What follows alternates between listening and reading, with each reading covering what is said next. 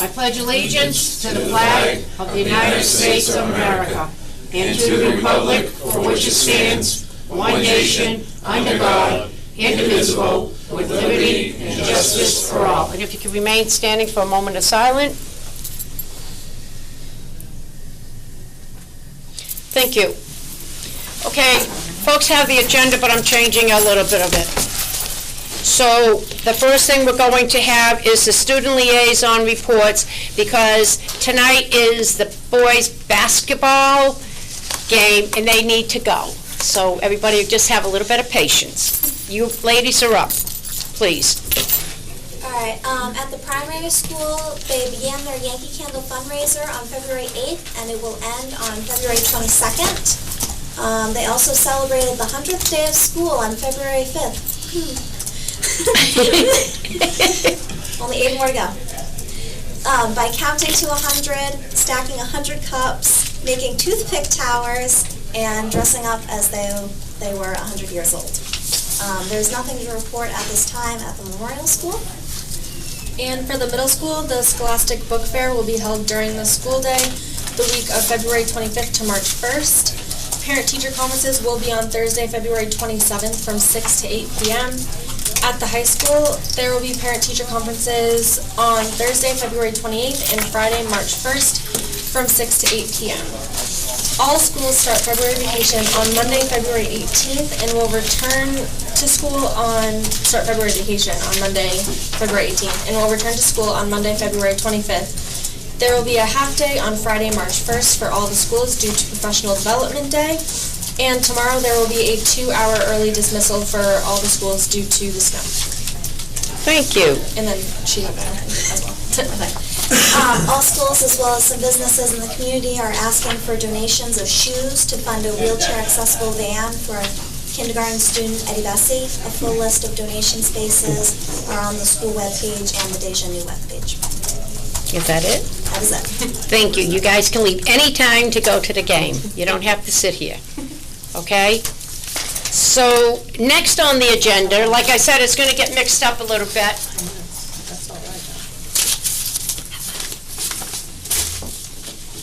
Could you please bring everybody that's in that room into this office for a second?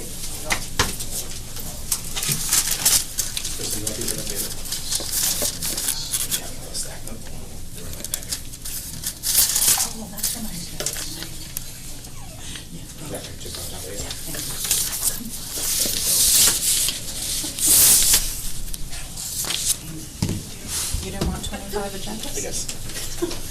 I do lose them easy, so. I was sending a message. Yes, you can. Come on.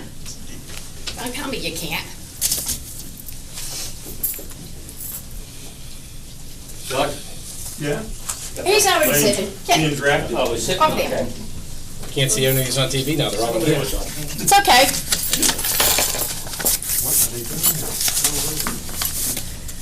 Okay, so, where was everybody in 1994? I know where I was, and I know what I was doing. I had 2 grandsons that was born. Started high school. Also in 1994, the LCAC was born. They are 25 years old today, this month, not today specifically. And I'm not going to read everybody's name, but if you could put that up for the 25th anniversary. I already have one. You got it? Yep. Thank you. And if you want, you can have the agenda on what they used to have. I have all that. Perfect. So I wanted to say happy birthday.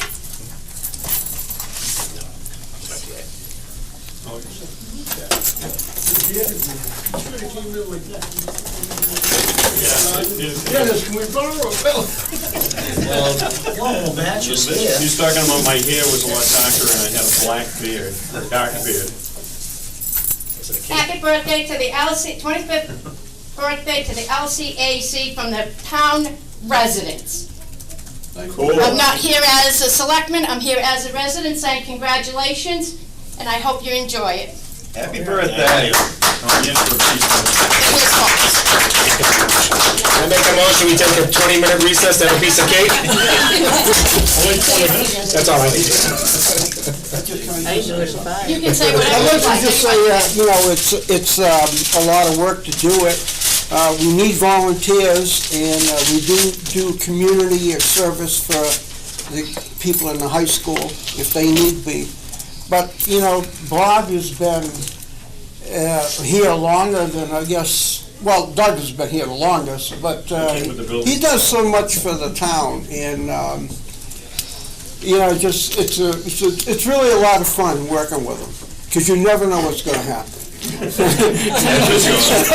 And trust me. That's for sure. But thanks for this. Thank you. For all you do.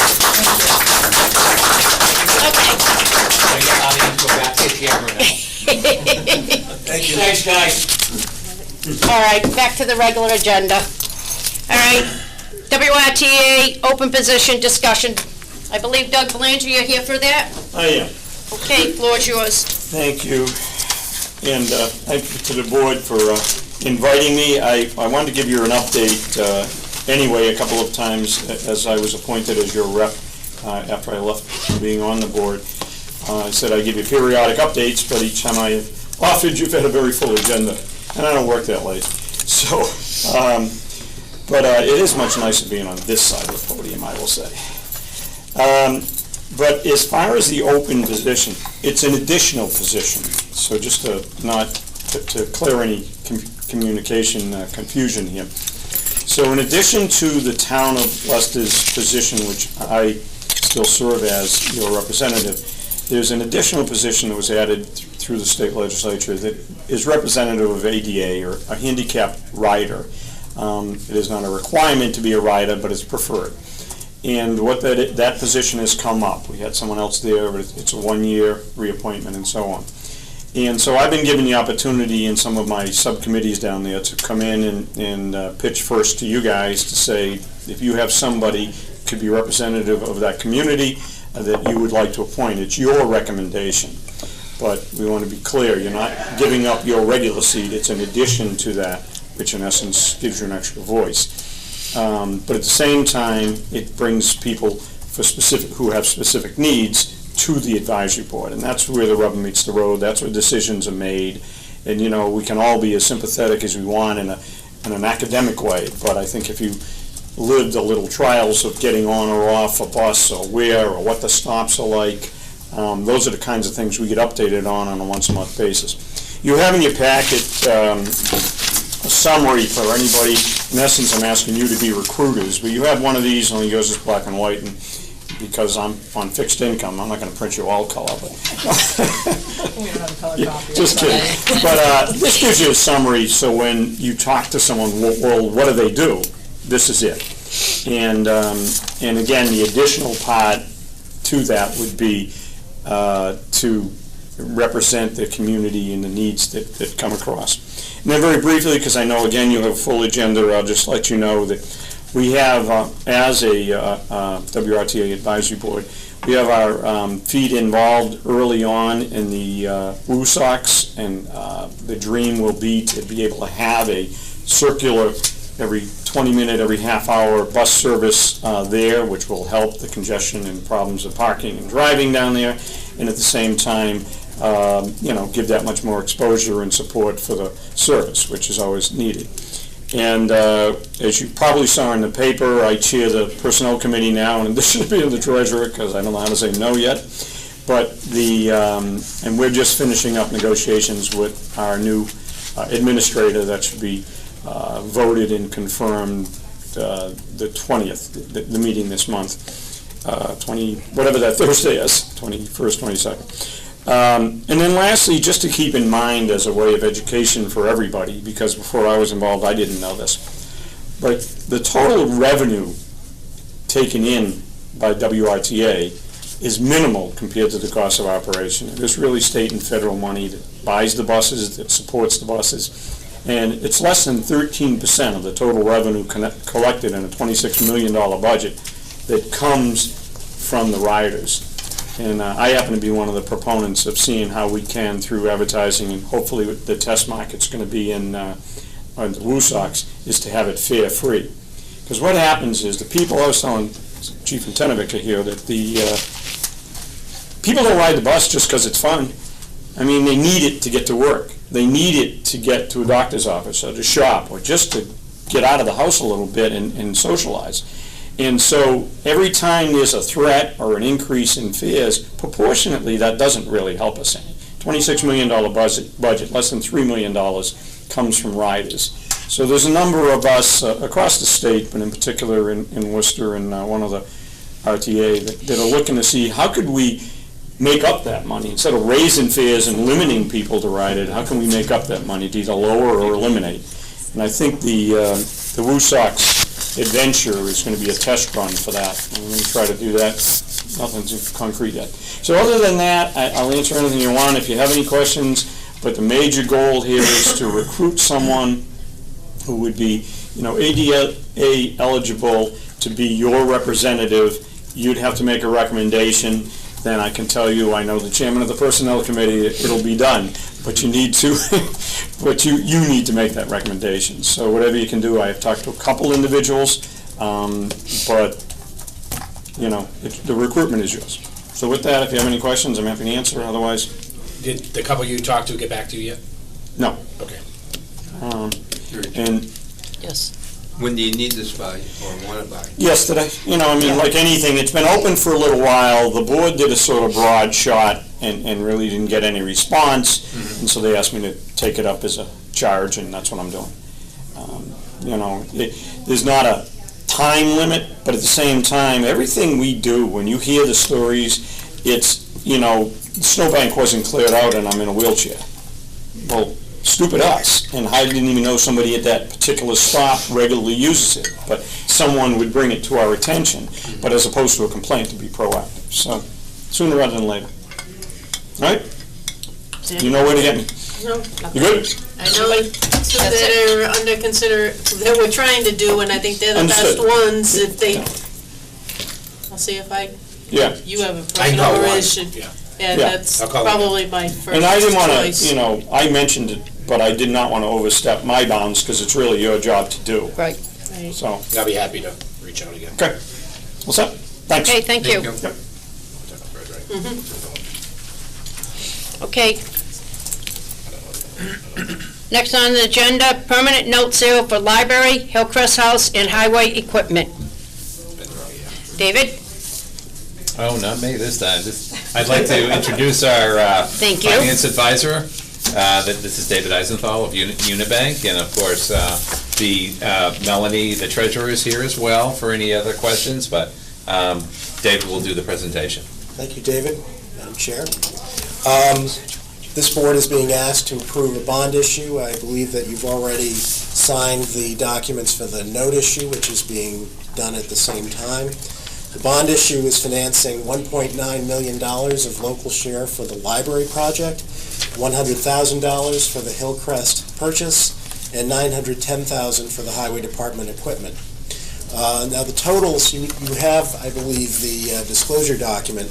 You may notice that the, the totals add to less than the total amount being financed, because the bond premium, bond premium in excess of issuance costs is being applied to the projects. And in addition to the bond issue, the town is issuing $1.4 million worth of notes, $923,305 for the library, $500,000 for the middle school feasibility study. The remaining library note issue is basically being issued in anticipation of the last grant to be received from the Mass Board of Library Commissioners.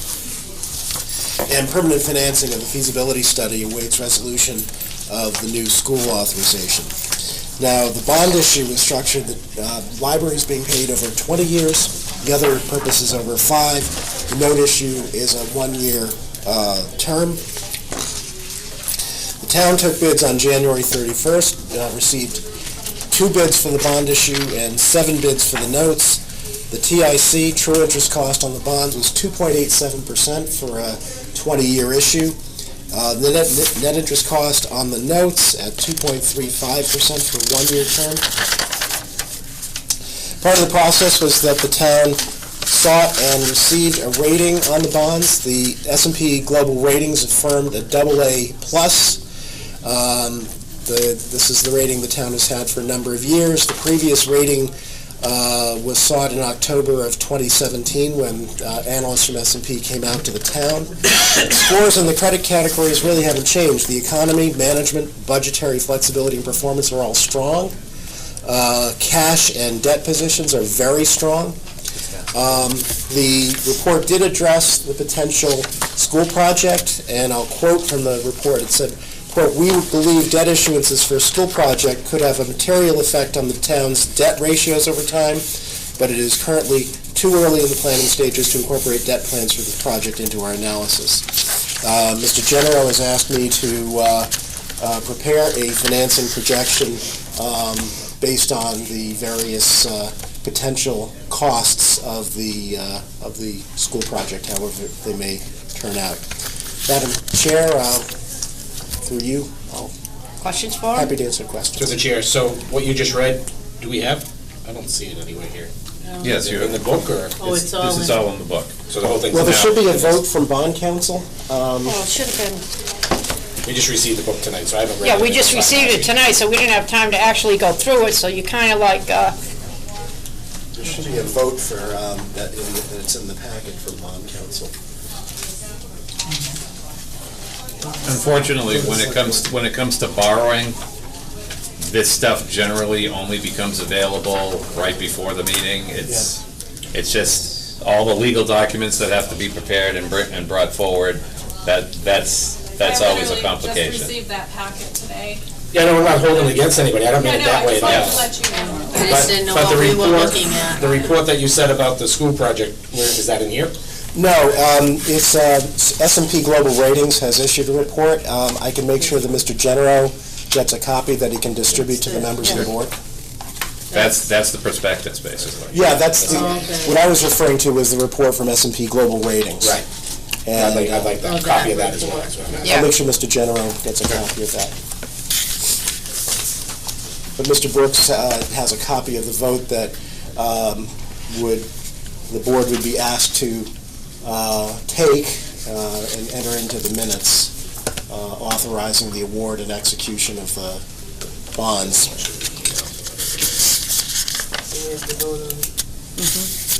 Does this need to be done today?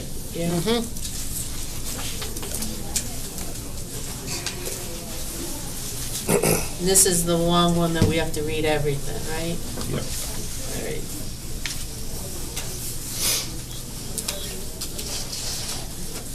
All right, I move that the can we see it sale, before you do that, so we can at least take a quick glance at it before you do that? I know, I'll share with you, but I have to And read then I'll like give 4 it back. pages. I know.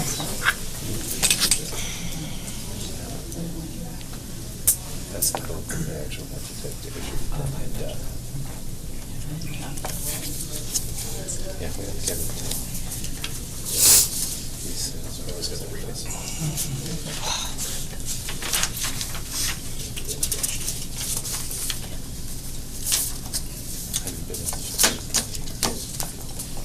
Madam Chair? Yes, sir. I don't know if you feel that you need to read that aloud, but certainly the motion does need to appear in the minutes. That's what is being requested. We went down before, we read the whole motion out loud. I guess we'd like to hear it for the first time, at any rate. So I move that the sale of $2,850,000 general obligation municipal purpose loan of 2019 bonds of the town dated February 14th, 2019, known as the bonds, to Robert W. Bard and Company, Inc. at the price of $2,965,561.82 and accrued interest, if any, is hereby approved and confirmed. The bonds shall be payable on February 1st of the years in the principal amounts and bear interest at the respective rates as followed. 2020, $235,000 at 5%, 2021 at $250,000 at 5%, 2022, $260,000, 5%, 2023, $275,000 at 5%. 2024, $290,000 at 5%. 2025 at $80,000 at 3%. 2026, $85,000 at 3%. 2027, $90,000 at 3%. 2028, $90,000 at 3%. 2031, $290,000 at 3%. 2033, $205,000 at 3%. 2035, $220,000 at 3%. 2037, $235,000 at 3.125%. 2039, $245,000 at 3.25%. And further move that the bonds maturing on February 1st, 2031, February 1st, 2033, February 1st, 2035, February 1st, 2037, and February 1st, 2039, known as a term bond, shall be subject to mandatory redemption or mature as follows. Term of the bond due February 1st, 2031, for the year 2029, $95,000, 2030, $95,000, 2031, which is final maturity at $100,000. The bond due February 1st, 2033, for the year 2032, $100,000, 2033, full maturity, $105,000. The term bond due February 1st, 2035, the year 2034, $110,000. 2035, full maturity, $110,000. Term bond due February 1st, 2037, for the year 2036, $115,000. For 2037, the full maturity, $120,000. Term bond due February 1st, 2039, for the year 2038, $120,000. For the year 2039, which is full maturity, $125,000. And that we approve the sale of $1,423,305 at 2.35% general obligation bond anticipation note of the town being issued as a State House note and dated February 15th, 2019, and payable February 14th, 2020, known as the note, to Eastern Bank at par and accrued interest, if any. And also that in connection with the marketing sale of the bonds, the preparation and distribution of a notice of sale and preliminary official statement dated January 24th, 2019, and a final official statement dated January 31st, 2019, known as the official statement, each in such form as may be approved by the town treasurer, being hereby ratified, confirmed, approved, and adopted. And further, that the bond shall be subject to redemption at the option of the town upon such terms and conditions as set forth in the official statement. Also, that the town treasurer and this board be and hereby are authorized to execute and deliver a continuing disclosure undertaking in compliance with SEC Rule 15C2-12 in such form as may be approved by bond counsel to the town, which undertaking shall be incorporated by reference in the bonds for the benefit of the holders of the bonds from time to time. And further, that we authorize and direct the treasurer to establish post-issuance federal tax compliance procedures in such form as the treasurer and bond counsel deem sufficient, or if such procedures are currently in place, to review and update said procedures in order to monitor and maintain the tax-exempt status of the bonds and the note. And further, that each member of this board, the town clerk, and the town treasurer be and hereby are authorized to take any and all such actions and execute and deliver such certificates, receipts, and other documents as may be determined by them or any of them to be necessary or convenient to carry into effect the provisions of the foregoing votes. Further, that the votes, I don't have to read that part. So, and I move that the chair of the board sign. Second. Under discussion? Harry, anything? Sandy? Rick? Okay, all those in favor? Aye. Abstain? Aye. Pass? No, aye. Oh, you're an aye? Yes. Okay, we have 4, okay, we're done. You have to sign in 2 places. In the future, I'd like to get these earlier so we can at least read them before a meeting. I understand you just got them today, but if there's a way of getting them earlier than 5 minutes before a meeting, would be appreciated. I'll work it with Bob. Okay. I will say for the record, I've tried to do that for 20 years with We've got them in the past borrowings. before they died up. But, Yeah, there was one we were able to do at the Saturday meeting that, because they came in on Friday, so, yeah, Right. with us not being open Friday, I think they're hard to get sometimes. I know, I'm not pushing for Fridays, I'm just saying. so, this is the signature file. Do we want to, if For I the may, chair for or the chair? for who? There's 3 pages to sign?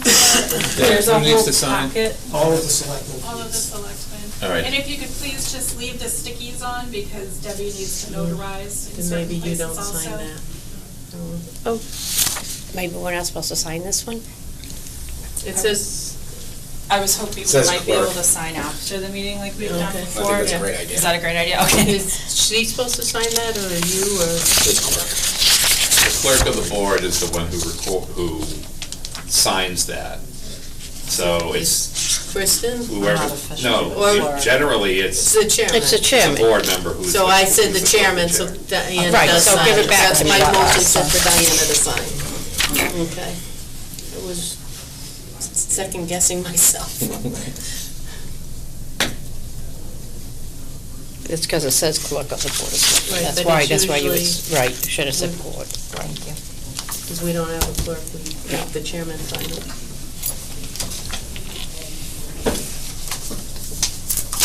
Okay. Next on the agenda, safety review of Baldwin Street and River Street intersection. Thank you. Thank you. Madam Chair, this discussion was brought up at a previous meeting, and based on that discussion, I asked Chief Antennaveca and the Highway Superintendent Griffin to take a look at it, and Police Department has formulated a report, and they are both here to discuss the report and answer any questions the board may have. You have the podium. Thank you. It's a pleasure to be here as always. And I'd like to start off by saying, first of all, there was already a review done of this intersection back in August of 18, July and August. And that review was given to the superintendent, and he did comply with it. So with there being another accident there, we wanted to take another look at the intersection, so I dispatched our accident reconstruction person there, and Derek Ruth. So I had him do line of sight and points of perception. Okay, so what we found is from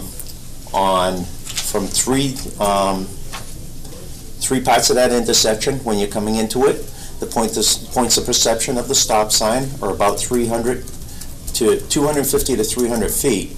In the one section heading north on Baldwin Street, the point of perception is 153 feet. And with a 1.6 second reaction time, that gives you about 70 feet of stopping distance. So basically, you have double the stopping distance you need from the point of perception of the stop sign, Baldwin Street northbound, to stop your vehicle. In a perfect world, doing 30 miles an hour at the posted speed limit, you have double the time to stop. But just the minor distraction, like looking down at your radio, well, I just spent 1.25 seconds looking down and looking back at you. So those are the kind of things you have to factor in. The other thing is 1.6 seconds is an average reaction time, so people's reaction times differ for different reasons. So when we looked at this 153 feet point of perception, with all the improvements that Dennis had done to the intersection with the stop signs, he's got the reflectors on there. There's one more thing, or two more things that we have to do that we feel as if will greatly improve this. So we took a drone, we did some aerial views of this, and then we did actual measurements of the intersection, and the one that we need to improve is the 153 feet. We found that by removing one more tree, and it's a jack pine, I think you said it is? Red pine, jack pine. Yeah, so it's a pine tree that actually, it blocks the view.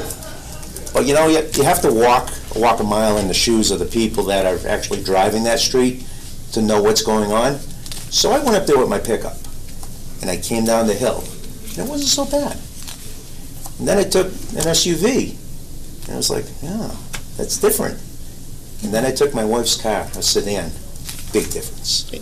Okay? You lower, your point of perception is further back. So by removing that pine tree and putting one more stop ahead sign right in that area, we're going to achieve what we want. It's going to be 300 feet, the point of perception, that it is from all other points of the intersection, except for the one at 250 feet, which is not a stop.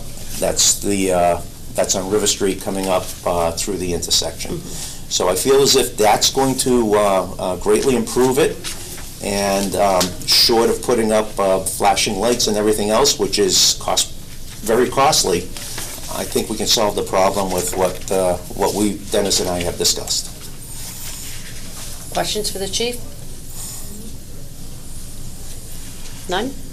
Anybody from the audience? Rick? The pictures that we have here, it has marked out 3 trees to remove on the first picture.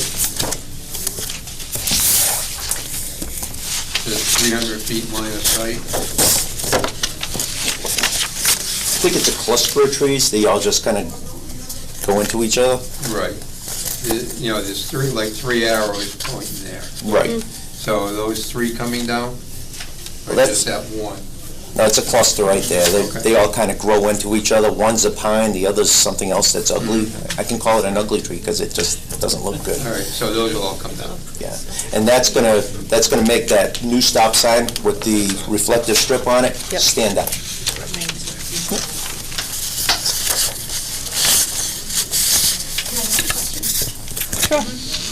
Is there any way that, I live right at the corner of the River and Baldwin, so I see night accidents. Sure. You know, and they all, I don't see anyone in their cars driving away. There are always children that have these cars. And it really seems to be from the speed that's on River. I'm not asking for the speed limit to be dropped, but can we put signs on River saying, you know, dangerous intersection ahead? Or something to let people in that direction know? It is well posted. I have to say, I do radar over there all the time. And it is well posted, 30 miles an hour, it's clear. And there's multiple postings in both directions. You know, putting up another sign that says, you know, dangerous intersection ahead, that may be our next step. That might be a move, but addressing this stop sign right here with 153 feet point of perception, that's the key right now.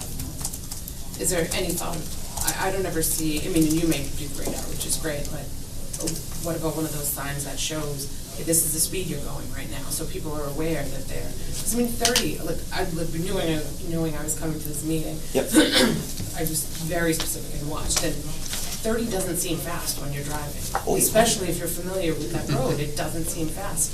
So if you're driving, you see, oh crap, I'm going 45, I thought I was going 30, it might make people think, and not forever, even just a temporary amount of time for one of those to be out there to make the people that are using the road all the time aware of what they're doing. I have to tell you, the board was thinking it had the Capital Planning Committee board, because they had approved 2 of those mobile signs to be purchased by the police department, but right now we can't get them out with this weather. They're on order, so in the springtime we can deploy those, and they will be out there. Feel free to put it right on my crap. You can plug right into your house. It's just scary. I have 2 kids. There was someone coming down river, I think it was 2 years ago. And it was icy, and I don't know how fast they were going, but they literally came up into my lawn and took out one of our trees. Like, I've got 9-year-old girls, they should be able to, you know, play out in the yard in the snow, and I don't have to be worried about that. First house on the right, going into Baldwin towards Spencer. Yes.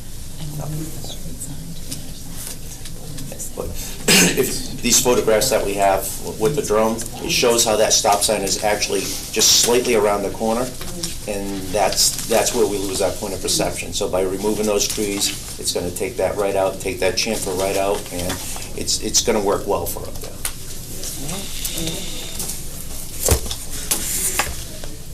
Any other questions, Rick? No? Anything else from the board? Thank you. Dennis, you got anything? I'll get his opinion first. Okay. Through the chair, please. Yes? These may not be town trees.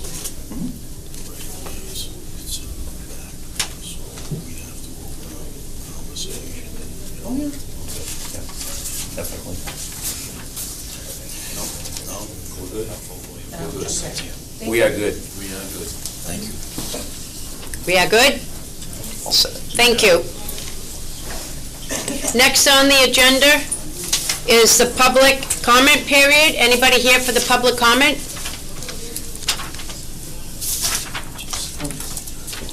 Okay. Then we're gonna move down to reports and announcements. We already had the student liaison, thank you so much. Select board reports, Harry? We had our Special Olympic dance on Friday night for the primary school, pre-K through second grade. That was very successful at the senior center, raised about $1,000. So thanks for all the parents who sent their kids there, and we had a good night. I think that's all I have. You want to bring pancake breakfast? No bad.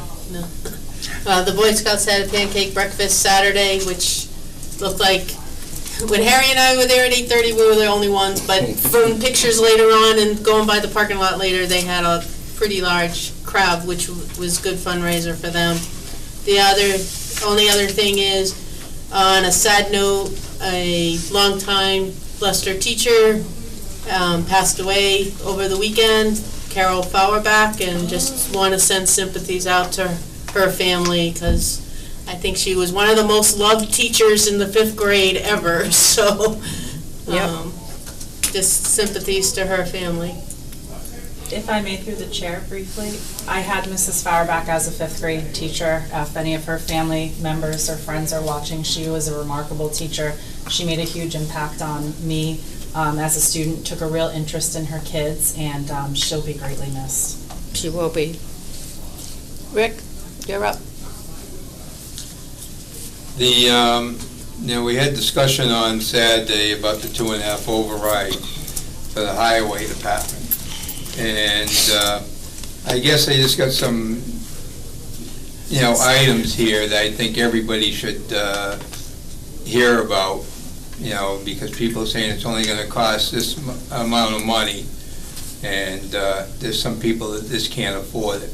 There's over 185 families right now that are on the food pantry list that go there every month. And in order to get on there, you have to be approved through the Worcester County Food Bank. These people need it. There's over 25 families right now that are getting fuel assistance from Leicester Hearts for Heat, and they're also approved through the Worcester County consortium there for fuel assistance. They have to meet all the criteria. Leicester's criteria is late because some is a little less lenient, because some of it, if you make over $1 more than what they say, you don't get any fuel. And we've been getting calls, at least 2 a week, maybe 3.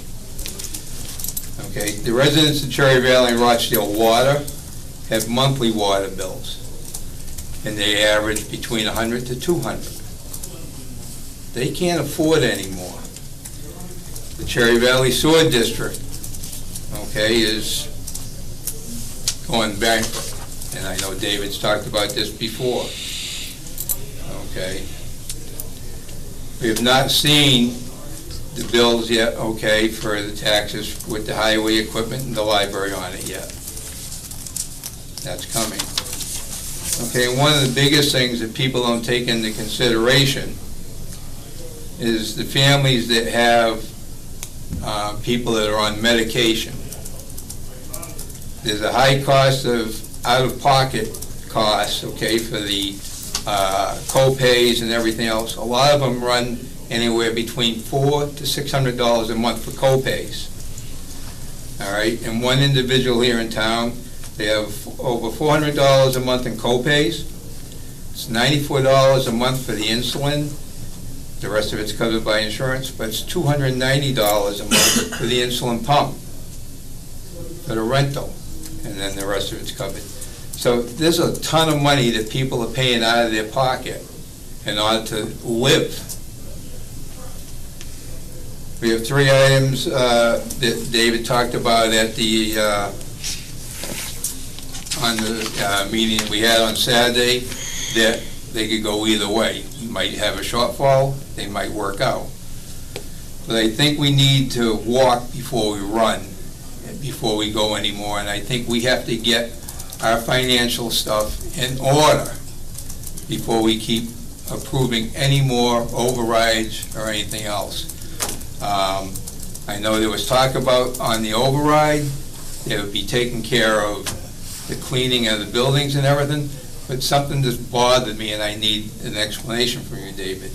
We're talking about hiring 4 people, and then 1.5 people that are there now, they're doing the cleaning, would also come.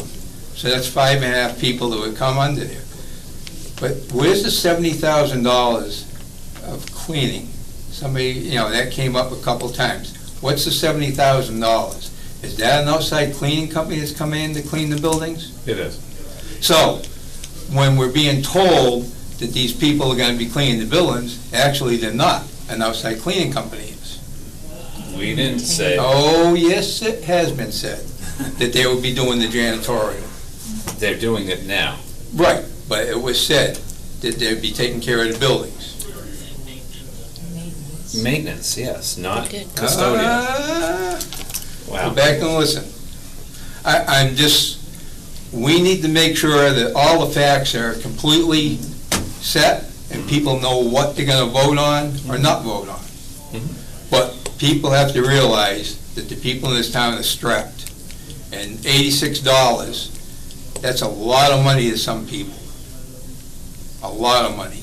And I don't think anybody should, if they want to go out for dinner one night, I think they should have that right and not have to pay it to the town. And that's all I have to say. Okay. Can I And comment on that, please? We have a Well, override it's- down below, so give me it's on the agenda for the override. just a few minutes, we're just gonna, just some more down below that you can come to combat. This is just board reports, so there's really no comment on that.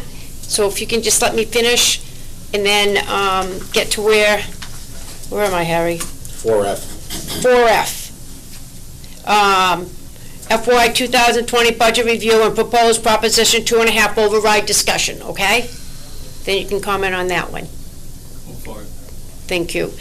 The only thing I got to say is tomorrow's supposed to be nasty, so depending on what the weather is like in the morning, I would recommend that everybody, not tomorrow morning, this is going from Tuesday afternoon, late afternoon into Wednesday morning. Just be very careful because it is going to go from snow to sleet to ice. That's it. Next on the agenda, water sewer discussion. David, that's you. What about his report? Oh, David, your report. I skipped that every time. Madam Chair, looking at this, it's in the packet. That's what I thought you were going to say There's nothing anyways. significant in it, so I'm all for moving forward. Okay, you're up. Water and sewer discussion. Thank you, Madam Chair. As you may be aware, there was discussion based on the meeting that happened, our last meeting that we had, that we would form basically a group. We would have representatives from the water departments and the various sewer districts in town get together and just have an informal meeting to start discussing what are the options, what can be done, etc. I tried to call that meeting. That meeting was set to be tomorrow at 6 o'clock. Meeting notice went out. Cherry Valley could make it without any particular issue. I sent a reminder out last Wednesday, and on Thursday I was informed that various liaisons or members of a couple of the other districts could not attend. There was meetings, there was other activities getting in the way. So that meeting for tomorrow has been canceled. I've rescheduled it At this particular point, it's looking more like the 25th than the 27th. But one thing I wanted to bring to the board for a bit of a discussion is looking at this, as we're all aware, just based on the discussion that Senator Moore had with us at the last meeting, this is a very difficult issue all the way around. Especially knowing the history and knowing everybody who's had involvement in it in one way or the other. A question that I would have at this particular point, is this something that should be, that is fine to keep as an informal, send your group representative to the meeting and hopefully everybody will be there, or is this something that we'd actually like to post for and have public discussion, and whoever comes. So I lean to the board to this. You folks are much more aware of everything going on in this than I am, so. Harry? So through the chair, finding out about the meeting that you were having last time, I think there was a little bit of a conflict on who could be there and who couldn't be there, because you weren't posting the meeting. Obviously, I think if you post the meeting, now you could have another select person there who's on Moose Hill as well, another selectman who's on Hillcrest as well at the meetings, if they're posted, to become legal, as opposed to not having those representatives at the meeting. You have 7 districts with Moose Hill and all, 8 with Moose Hill, right? 8 with Moose Hill. All 8 weren't invited to this meeting, and they couldn't have happened because you had the other 2 select board members going there. So I think it needs to be a posted meeting to get the entire group of water districts, sewer districts throughout the town involved. Sandy? And I feel the other way. I don't think it should be a posted meeting. It will allow for much freer conversation between the commissioners and the other groups. It's just Senator Moore pretty much said he wanted select board representatives, so we never discussed who would go. You made the decision, which eliminated 2 people that are chairmen of their districts from going. And the reason is because I figured that the 2 district people would show along with the district people. Then you have a quorum of the select board and it has to be posted. But you would be coming in as... It doesn't matter. A district... It does not matter. Does that matter?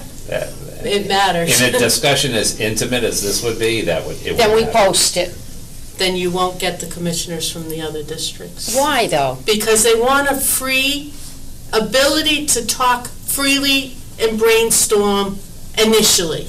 And that was the whole purpose. Let's see what we can come up with. Doing a study isn't going to do anything. Okay, I got another way.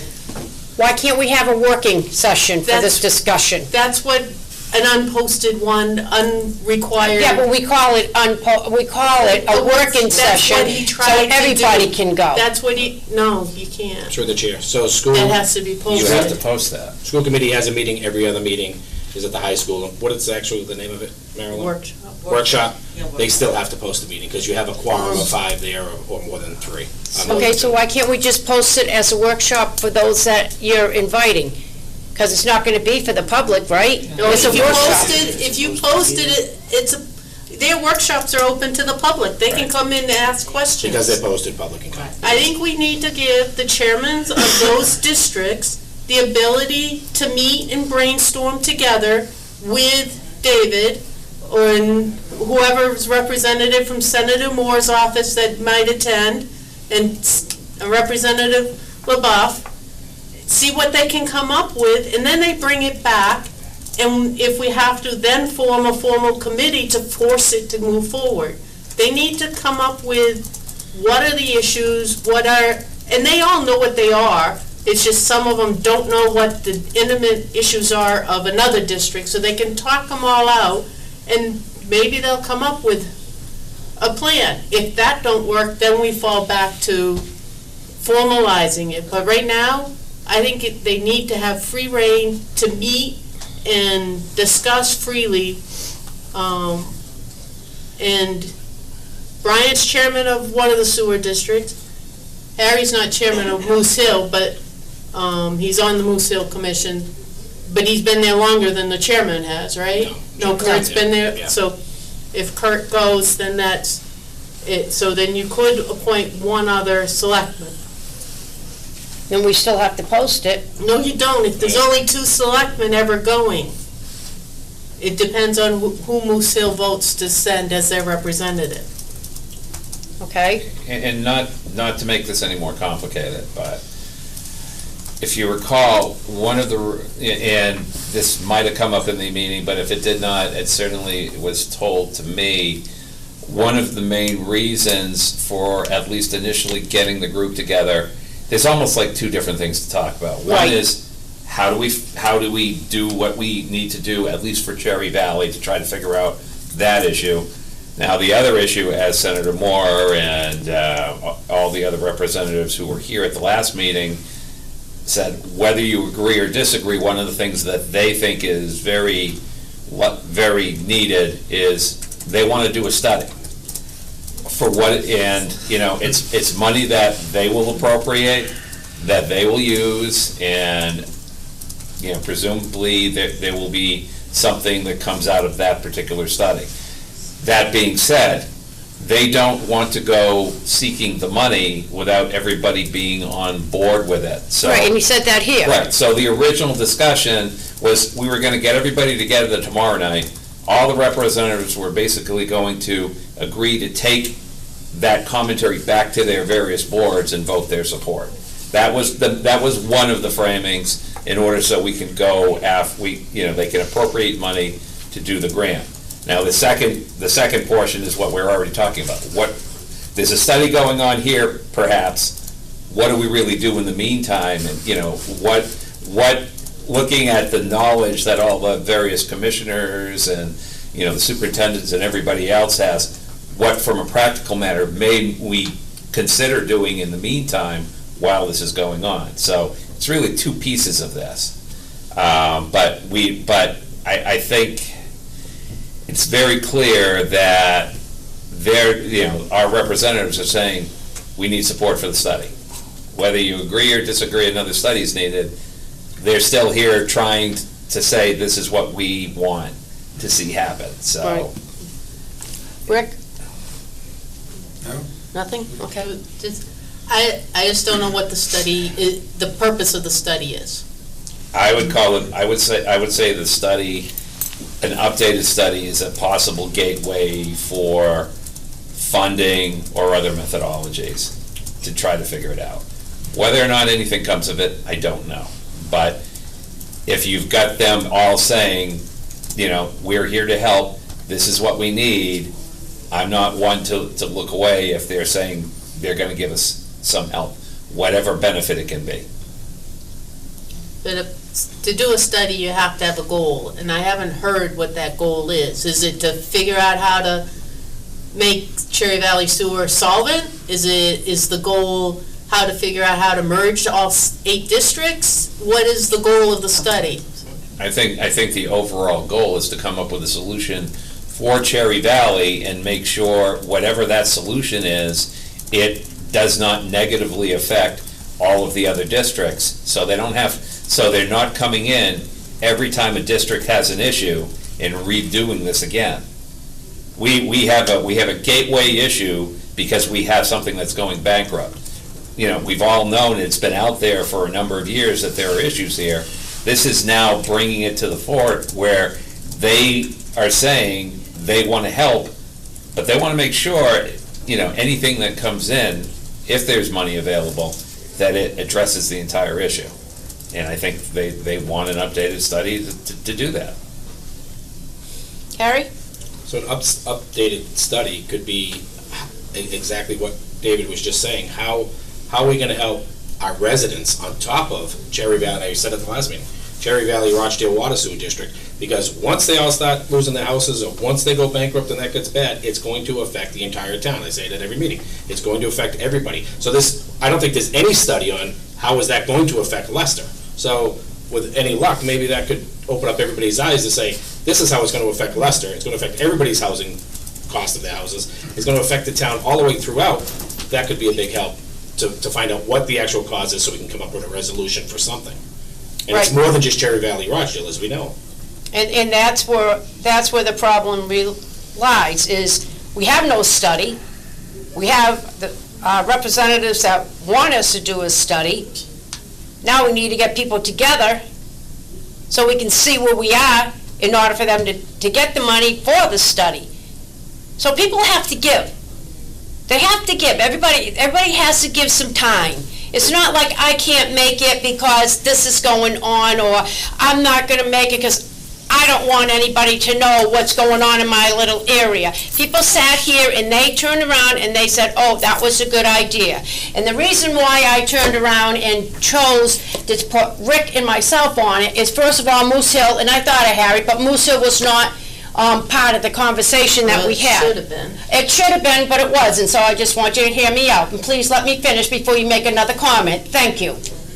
The second reason why I didn't pick you... Stop yelling, please. The second reason why I didn't pick you or Brian, okay, is because you are on a sewer district, and I was hoping that we wouldn't have any conflict of interest. My job, okay, whether being chair or whether being a selectman, is to make sure we don't have any conflict of interest. That is my job, for myself, and as chair for my board members, to make sure that nothing bad happens. So, that's why I did it.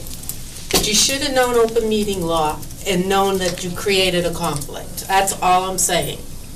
But, and everybody is willing to meet. So you just need to pick which selectman, one other selectman who's going, as long as Moose Hill doesn't vote that Harry's the representative from Moose Hill. If he is, then we don't have a choice. The three of us can't attend. Okay, so are you going as a selectman or as... I'm not going at all. You're not going. That's what I was told you were going. No, I wasn't. No, I said she wasn't. I said that. never said that I Okay. was going. Only Brian is. He's the chairman of the commissioners. I'm a clerk. Okay, so Brian is going as a selectman or as He's the going to chair? end up wearing two hats. And there's no conflict there? He can report back to There both is if you have a boards. third selectman. So he would have to be one of the selectmen without posting the meeting.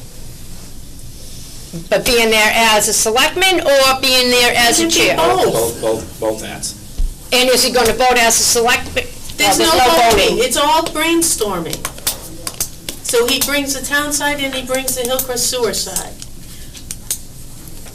So may I ask, you You made can. a comment about there wasn't no studies. There have been studies. And the last one that we know of is a WPI study, which a lot of people didn't agree with. So let's throw that out because I don't agree with. No, on a That's why I positive don't note, bring it let's up. throw that away. But there has been studies. There's a study before that as well. There was a study by But if you WPI. don't agree with it, that's fine. Let's go into something that the state and the feds are willing to pay for, hopefully, that's not coming out of our pocket, that may give us the right direction to figure out or to go in a direction. I agree with that. So to that point, when they do those studies, it takes a lot of time away from the people in the people who work in the district. Would the money from the states and the Fed pay them to participate? Or does it only pay a consultant to come spend, hours and hours of their I time, would which assume they they don't wouldn't pay have? it, and I would assume that we don't know that yet either. Yeah. Because we don't know what the study's for, or where the money's coming from, and what it's gonna I pay mean, for that's yet. been the big issue, is they take away 20 hours of the superintendent's, and they take away 40 hours of one of the commissioners, and they don't have the time to do that for free. But we have to ask for help. Well, so we need to figure out how they can reimburse the districts for the loss of time. I don't see a grant doing that, generally. I don't see a grant doing I that. know, and that's part of the rub. They're willing to meet this ad hoc meeting, brainstorm, at night, on their own time. But if we do a study and it's gonna require each district to contribute 20, 40 hours, that's a lot of time for their clerks and their superintendents to have to take away from their day-to-day jobs. Go ahead, Harry. Would the chair be so willing to allow Brian and myself to go to the meetings, at least at the beginning, with a follow-up with what's going on with you? Because, I mean, obviously, if I'm there, I'm a select person and a Moose Hill person, it's all the town. The passion is the town. So to say, am I voting for a selectman, or if I'm not gonna speak for Brian too, scenario, if I'm voting for the townspeople, or am I voting for the water district, it's still the town. Right. We have to work together to make a solution. And there's really no votes during this brainstorming. Right, It's right. all Just sharing of ideas communication. and documenting it, so there's no voting. So it's instead of reporting Rick and back. I going, you and Brian. If you guys are okay with it, at least at the beginning, if that's what Sandy would rather have, but I mean, if we not do what I'd post, rather. It's- if I may, if we do post, want the meeting on the 25th and 20th, Diana, if we do the meeting on the 25th or the 27th, and then half the districts don't show, let's post it, and then everybody's in the room together. Because you can't keep waiting to see who's gonna be here and who's not gonna be here. We need to move on this. This is more of an urgency than anything, I think, right now, with the town. So if David could get it on the 25th or the 27th, and then half the people show up, it's not going to work, obviously, so then we post the meetings and work together as best as we can publicly. That's fine. You fine with that? Yeah. Okay. You and Brian are it. Is it an appointee from her, or is it a board vote? How do you want that? No, At this point, It's just- it's not a Just making committee. sure. it's not a committee. It's not a group, it's not, it's, all We it is. just, yeah, I only brought it up, I wanted to prevent open meeting law violations. So if we can achieve something either the 25th or 27th, that would be great. If not after that point, which would be our next meeting, I think, after that, then we move forward to something else. Fine. Just one more piece on that. Nothing that requires. Here further goes the action. wrench now, right? I will say that DLS, the Division of Local Services, called me on Friday, asked for some very generic information, and they did have a meeting on it today. So this is definitely on their radar. Apparently, I was told that at one point Cherry Valley approached them a year or so ago, and they were basically told, no jurisdiction, not doing anything.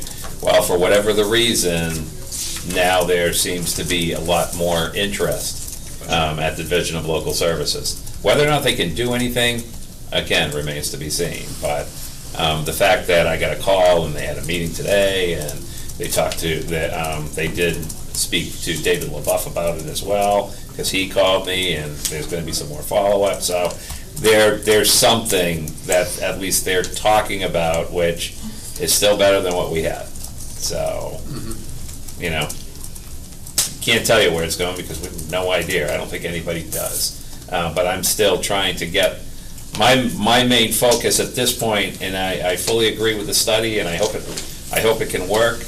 But the first question that I've been asking is, in the case of an insolvency, which, quite frankly, is already here, the fact that there's money in the bank doesn't mean you're not insolvent. Right.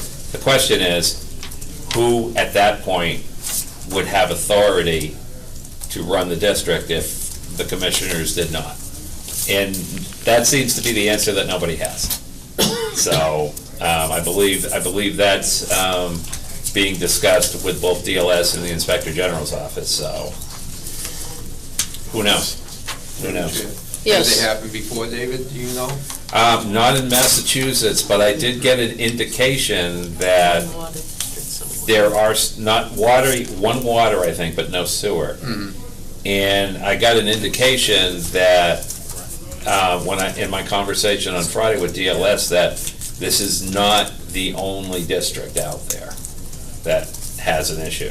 Now, whether Cherry's Valley is in the front of the line or in the middle when it comes to condition, but I think this is something they're beginning to find with smaller districts. Especially, you go to Western Mass, there's hundreds of them. And what condition they're all in, you know, when you look at what's being required from EPA, what's being required from DEP, all of that's ratcheting up, and the customer base is still only this big. Which Right. is, Well, that's what's the problem. that's the main problem. When, you know, Senator Moore and, I'm sorry, I can't remember the other lady's name that was here from Governor's office, you know, they said they can't they can't and won't go to the EPA or DEP, and really, that's what's gotta be solved. We can't, these districts can't implement $10-15 million solutions that they're dictating the way Boston, New York, Chicago, all of those can, because they're so much bigger. They're making every district put in the same thing, and the base price is $10 million and up. There's got to be a graduated solution. It's not the same impact. That's where we need their help, and that's what I tried to say, but they wouldn't even go there. And so if we're doing a study, part of it should be, what is the impact of DEP and EPA on smaller districts and their ability to pay? And them going out, the town taking them over, doesn't solve the problem, because it's still, it's still a $30 million solution somehow that none of us can pay. Through Chair, Sandy, you said there was a water district. How'd they solve that one, do you know? I didn't know about it. A representative from McGovern's office had said they found one in the Midwest. Okay. The Midwest. David, could, if a private entity took it over, is that a possibility? I don't know. It's always a possibility, but the only issue with that is, like everything else, the fact that you have a private entity does not change any of the EPA rules or any of the DEP rules. Can they possibly do things more efficiently? Yeah, but what the difference I would suppose is they would have to look at they could look at doing an initial investment in the district that fixes some of the mechanical issues that are driving up some of the costs, and they can take a longer term look at it. So they could theoretically front load expenses and pay themselves back a little bit more over time, where at this point Cherry Valley or the town would just be having to pay everything right up front. So it's a possibility. It's just, the problem is it's just a very small district. So profit potential in a case like that, and private companies have to make profit in order to make it work. Well, of course, but and Sandy and I talked about it. Originally when Cherry Valley Sewer District started, it was all the houses in Cherry Valley. Right. And then, when they came and they talked about it, and they said, okay, you'll never see sewer. They told us we'd never see sewer on Stafford Street. And so then why should we be in it? But when they went and applied for the loan, they applied for the loan with all the houses in the district. So if a private entity came in, they might be able to say, okay, take a look at the whole thing and say, okay, if we run sewer here and sewer here, it might make it profitable and, come to something palatable for the, residents, with water and sewer or whatever. But I think the biggest, listen to all the talking, the biggest thing is what Worcester's charging us. And that's the other place we need the help from Senator Moore and Representative LaBeouf, is to renegotiate what Worcester charges, and from McGovern's office, renegotiate their USDA loan to give them a chance to pay it off without going bankrupt. And that, I know she said that was not an option on the table, but if we don't have their help, it's not an option. Yeah, I think if they lowered it, I think it, lowered the amount that they have to pay, it would be palatable. Or just restructure it so they don't have to pay back so much each year. Extend it out 30 years from the 20 it was, or something. What she said was, though, it was not on the table today, meaning the day she was here, so who knows further down the line, hopefully we can get some better help. Diana, through the chair, if I may? Yes. So back to earlier when I tried. The DLS, Delivery of Local Services. So what is their actual role? What do they actually do? Are they the type of organization that comes in to take over receivership and figure out who's going to run this when and if it goes bankrupt? Or Their typical task is basically they do everything with taxation and basically running municipalities. So all of our interface having to do with setting the tax rates or doing any of the assessor functions, all of that goes through DLS. When a community does become financially distressed, DLS is the one who steps in and they look at what they're doing and they make recommendations, and they will make mandates that you're going to have to do this, or we're going to withhold state aid, for instance, because a lot of these insolvency issues usually comes from unqualified staff or slowness of a municipality to deal with financial issues. So this falls, if Cherry Valley was, and this is where it gets a little interesting, if Cherry Valley was an actual municipal taxing authority, they would very easily be able to come in. But because they do not collect a municipal tax, they only have water and sewer charges, they're not sure where their role is. So this is just one of those things where you have something that was established through an act of the legislature. Nobody's sure who has the jurisdiction to come in on something like that if it's failing. And that's been the question from the first day, as far as I'm concerned. It seems like we've been talking about that for 2 years with the state and federal agencies. They better come up with an answer sooner than later, because they're going to end up sitting on their lap with it, because that's what's going to happen if nothing gets taken care of. Absolutely. But the fact that they're talking, and we're getting a lot of back and forth, I think we're beginning to make some progress. Sorry to hear it. Anything else on this subject? A lot, but we want to leave before 10, right? Yep. Sorry, Dave. Next on the agenda, Parks and Recs donation, Tarantino's playground fund donations. Recommend and accept the following donations made to Parks and Recs for Tarantino Playground Fund in memorial of Gordon O'Rourke. Colleen Webb gave $40. So moved. Second. All those in favor? Aye. Next on the agenda is the police department donation, unrestricted.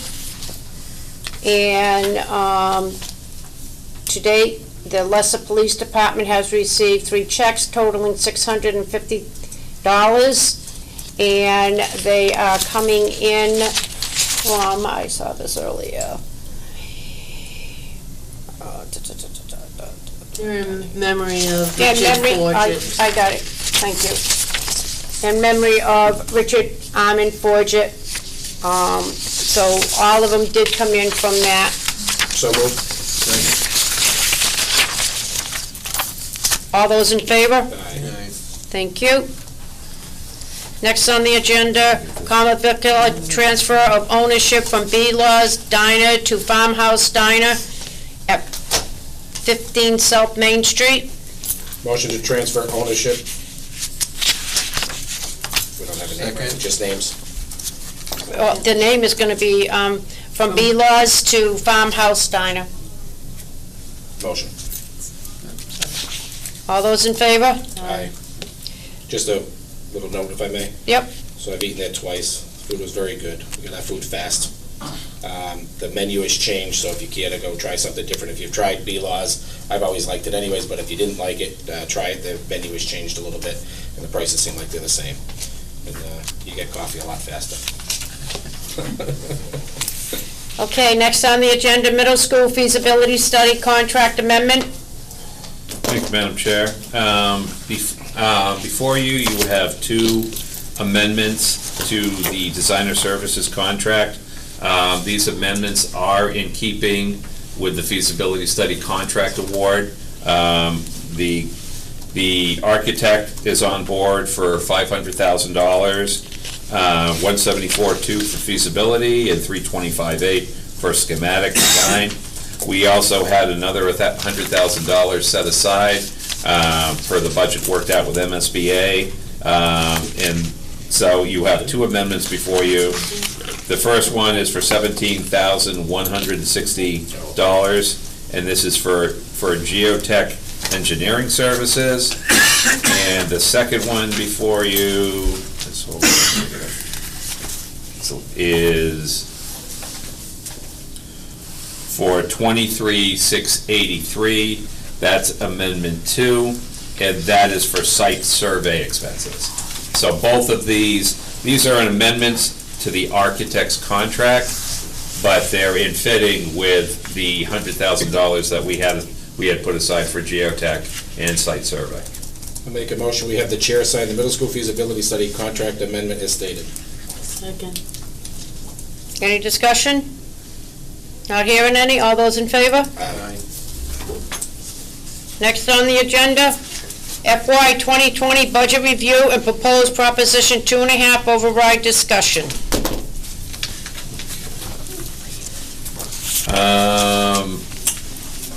Okay, so we have a very broad topic. Madam Chair, I don't know what your pleasure is. We obviously went through the budget on Saturday. We did? We did, and there were very few questions on the budget itself. So I don't know if you want to go into that at length at this point. As I've said, basically, the budget is balanced. We do have a few municipal areas of concern in the budget that we're going to have to watch going into next year, and that would be the veteran services line, the benefits line, because that tends to go up and down depending on the number of veterans that are being serviced at any given time. We did, in order to get the municipal budget to balance, we gambled that the LED light conversion was going to shave a third of the light department budget, so you're taking $25,000 out of that budget. So that's something that we will also remain a little bit concerned about going in. And the third portion that we have to watch is going to be the utilities expense for the library. We've got another $39,000 that we put aside for that in the budget, but until that's up and running, we have no idea where that's going to be. So those are the municipal areas of concern. On the school department, we did manage to get most of the supplemental budget request that was made by the school committee within there through the general revenue allocation. So currently, as it stands, the school budget is going up by 1.38%. The municipal budget is also going up by 1.38%. 1.28% each. And intergovernmental is going up by 8.74%. As I mentioned on Saturday, a lot of the reason that the intergovernmental is going up and the revenue is going up is because basically almost $300,000 worth of debt exclusion. So the revenue goes up, but the intergovernmental goes up, and it's a wash as far as the budget's concerned, but obviously that's additional taxation. So, David? Yes? Have the streetlights started to be installed, or? Not yet. They're here. They're in the old fire station on Water Street.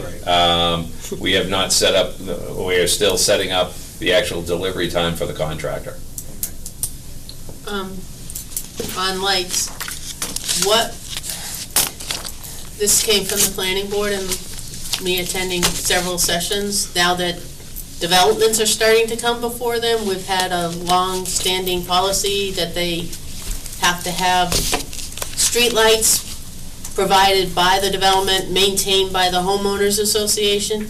Well, some of these developments are only 4 or 5 houses, which are not conducive, and one of them, actually, the street currently is not really maintained, but it comes out onto a busy road, and it doesn't have a street light at the intersection.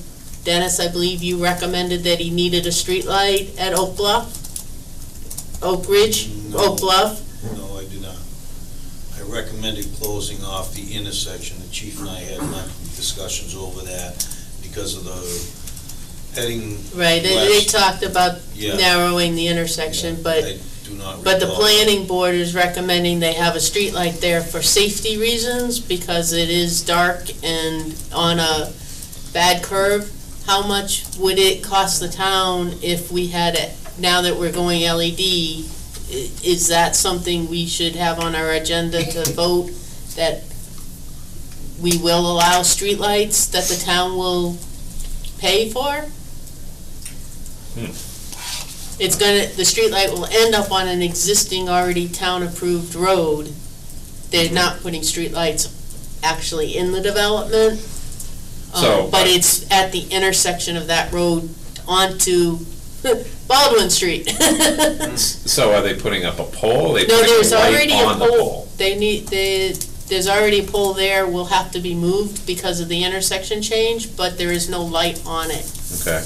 But, so to put a light on it and have the town pay for it, they'll pay for installing it, but the yearly maintenance and electric bill. Mhm.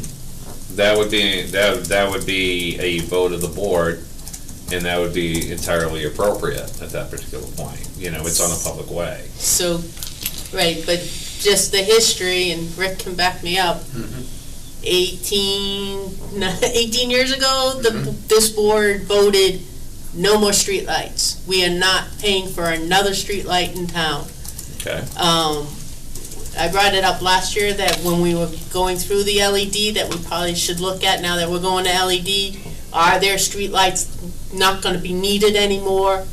Do we have to have them every 40 feet or 60 feet or whatever it is in some of the neighborhoods? If we're going LED, maybe we can swap some of them around or whatever, without increasing the cost. So I think this should be an agenda item for the future, so we can give the planning board better direction on when we will allow the town, when we adopt the street, or when they connect to, like they're gonna come in, if he builds in off of Mayflower and Holcomb, that's gonna be another intersection that may require a street light. Who pays for it?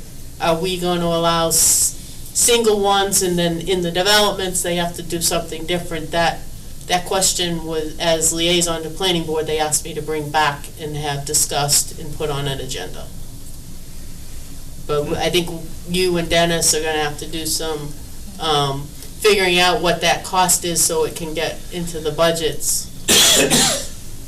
If I may, through the chair? Yes? So since 2014, I can tell you, we do periodically get requests for streetlights for safety issues.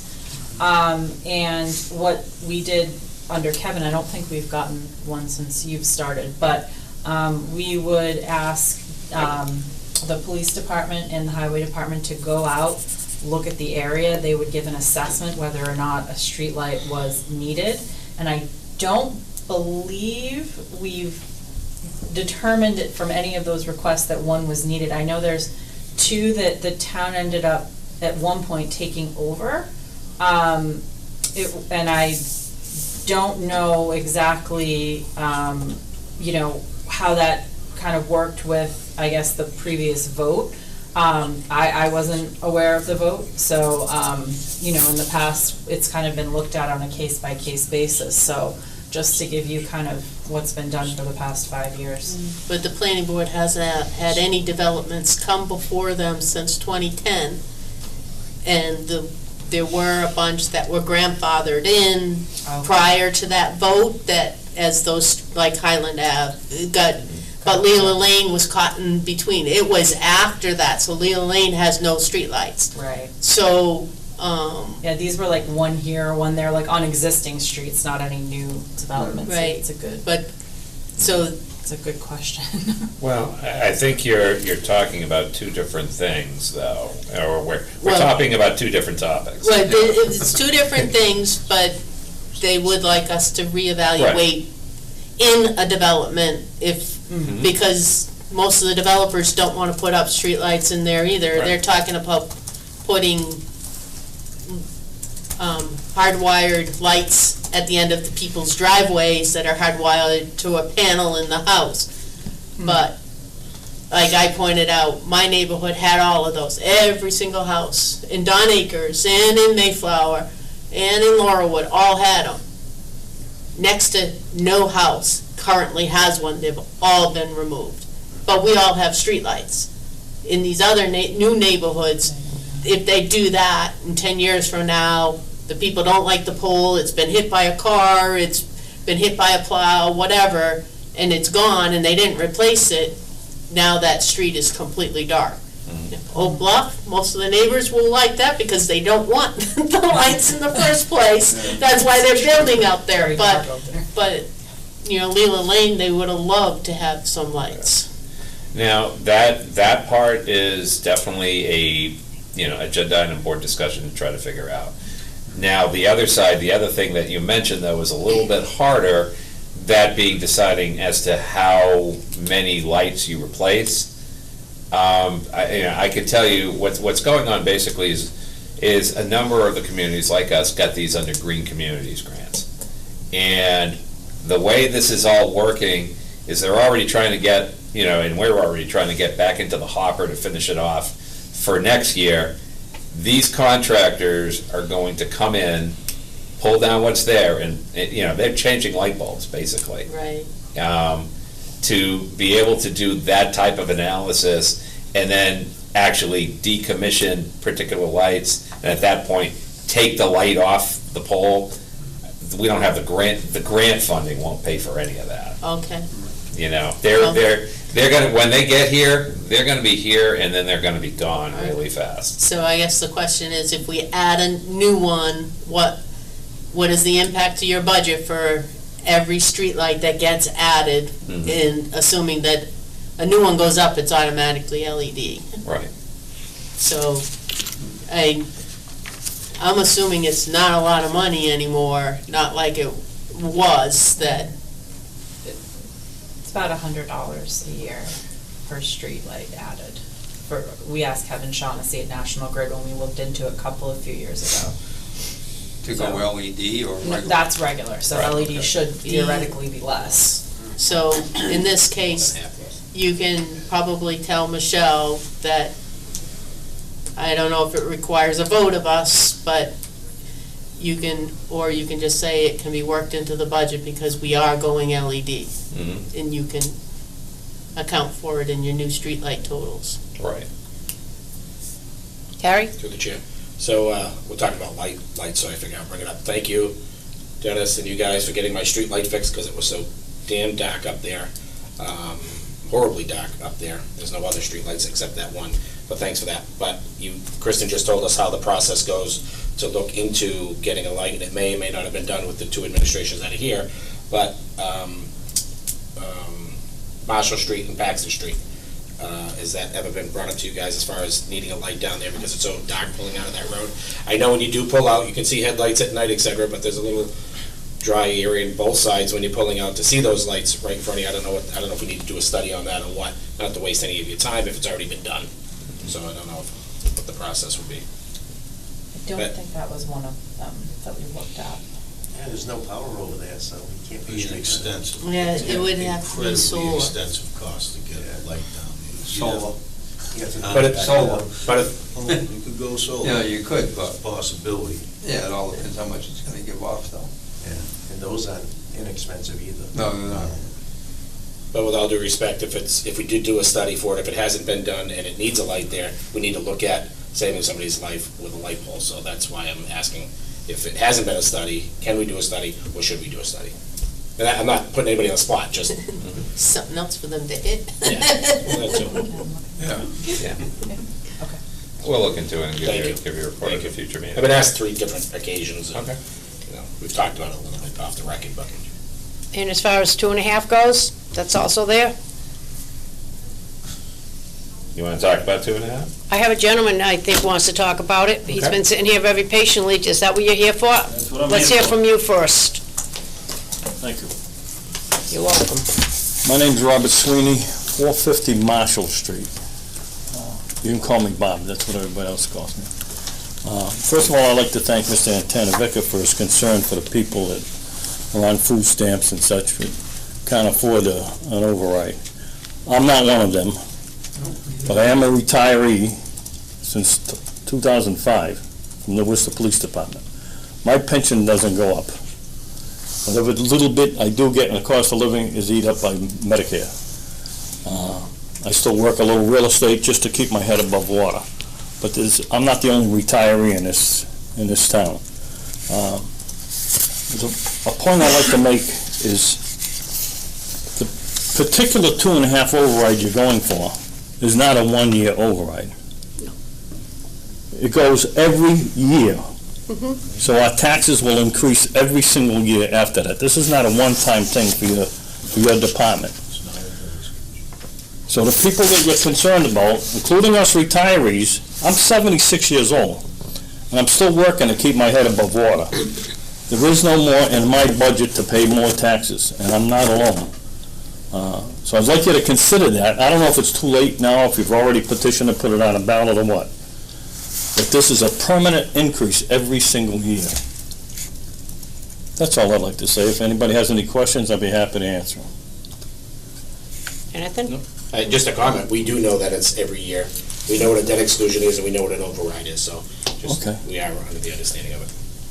And you're still going to do it? We haven't voted yet, sir. No? So who said we're going to do it? We haven't voted yet. You had the false information with your email. Sandy corrected you, so we got to read that. So now you know the process of it, but it has to go for us, and then it can be the townspeople under two other circumstances, ballot vote and town hall meeting. So if we want the townspeople to vote on it, then it passes. The letter I got from Sandy said timing-wise, you couldn't wait until the town meeting to decide whether to put it on a ballot or not. You had the petition to have it on a ballot before the town meeting. But you have to win both to make it pass, is what I'm saying. So the townspeople have to vote on it and vote on town hall floor. So you need both processes. It doesn't say that in here, but that's the process. You have to. You need to win both of them to make the You have override to pass. get Just like the fire two-thirds. station that we just did. The debt exclusion we did for the highway equipment. Yeah, we It had to be went ballot. along with that. We went along with, what, 3 of them so far? No, you're talking process, that's why I want to finish on the Yeah. process. The process was, it had to pass on a ballot, and it had to pass on town hall floor to make that $950,000 available. And it did pass on both. Right, then that's fine. But you've already petitioned to put it on the ballot, right? No, Not yet, we Again, can't. that's wrong So information. when is that decision going to be made? we haven't even put it on a town meeting warrant, because we haven't even opened the town meeting warrant yet. We have 45 days before May date, Before May. before the May, whatever the date is, I'm sorry. Okay. May 7th. May 7th. May 7th. 45 days prior to May 7th. We open the warrant. That's when we open the warrant, okay, and then the board will vote what was going to be on the warrant. Yeah. Okay? Mhm. And then if the board so chooses to put that on the warrant, then it's on the warrant for town meeting. David, to answer his question, when do you have to petition to put it on the ballot? You have to have it on the ballot 35 days before the general election. Which is 2 days before the town meeting. So we have to send the wording of the warrant ballot to the Attorney General's office prior to the town meeting. So the question I was going to raise tonight, if it fails at the town meeting, you could always call the Attorney General's office and cancel the request to review? No, cannot. So once we have to send it in prior to town meeting only because we don't have 35 days You between can town. request that it don't even come up at the town meeting, can't you? Well, we could, but Yeah. we haven't voted on that yet. So Okay. that's part Well, of that's what I'm here to ask you to do. Duly noted. Okay. Thank you. Thank you. David, you got anything else on the 2.5? Wait a minute, through the chair, David. So, if it goes on to the ballot at town meeting, okay, and it gets voted down, and even though it's on the, election ballot, okay, if it passes there, it doesn't, it's null and void. No. But if I may, through the chair, just like the debt exclusion, it could always come back up at the next town meeting, correct? Let David finish that No, one you first. would have to call, in the unlikely event that happened, you would, if the board wanted to, because once again, this is a decision of the board. The fact that it passes at the general election means you have basically got approval for the funding. Town meeting is the appropriating body. So if it passed at the election, you would have to set, if you so chose, another town meeting, a special town meeting, to appropriate the funds. Okay, now, and if it failed there, Then there's If no it's- money. no. Correct. But, so. So it doesn't have to pass both. So just so people understand, yeah, they have to pass both, but if it fails at the town meeting, if it makes the ballot and it goes on town meeting and it fails, but because of the timeline, it's going to be on the ballot. If it passes the ballot, then it can come back and have another town meeting To repass it. to repass it. So if it fails a town meeting, to make it really simple, if it fails a town meeting, okay? Let me back up one. Okay, so first of all, we have to petition the courts to put it on the ballot. That's gonna be way before First you gotta the vote. town meeting. Right, but that's way before town meeting, okay? So now you have town meeting, okay? And hypothetically, everybody did not pass it, okay? Now, in June, now this is May, now another month goes by, you're in June, now you have the regular elections and it's on the ballot. This is where, if it passes on the ballot, okay, the dollars were appropriated, okay, and now we have to turn around and rehab another town meeting, right, David? No, you weren't listening, David. I'm sorry. David wasn't listening. You have things mixed up. We have to petition ahead of town meeting for the wording on the... I just said that. No, you said for the ballot. There's two things. Has to go to the Attorney General for wording for the warrant for the town meeting. That's one time frame. There's another time frame for the wording on the ballot. Right? And so, but let me finish, please. So then we get approval because David knows how to write them, and they're going to be legally written right, so they get approved, just like when Kevin wrote them and we wrote the others. So then we have the town meeting.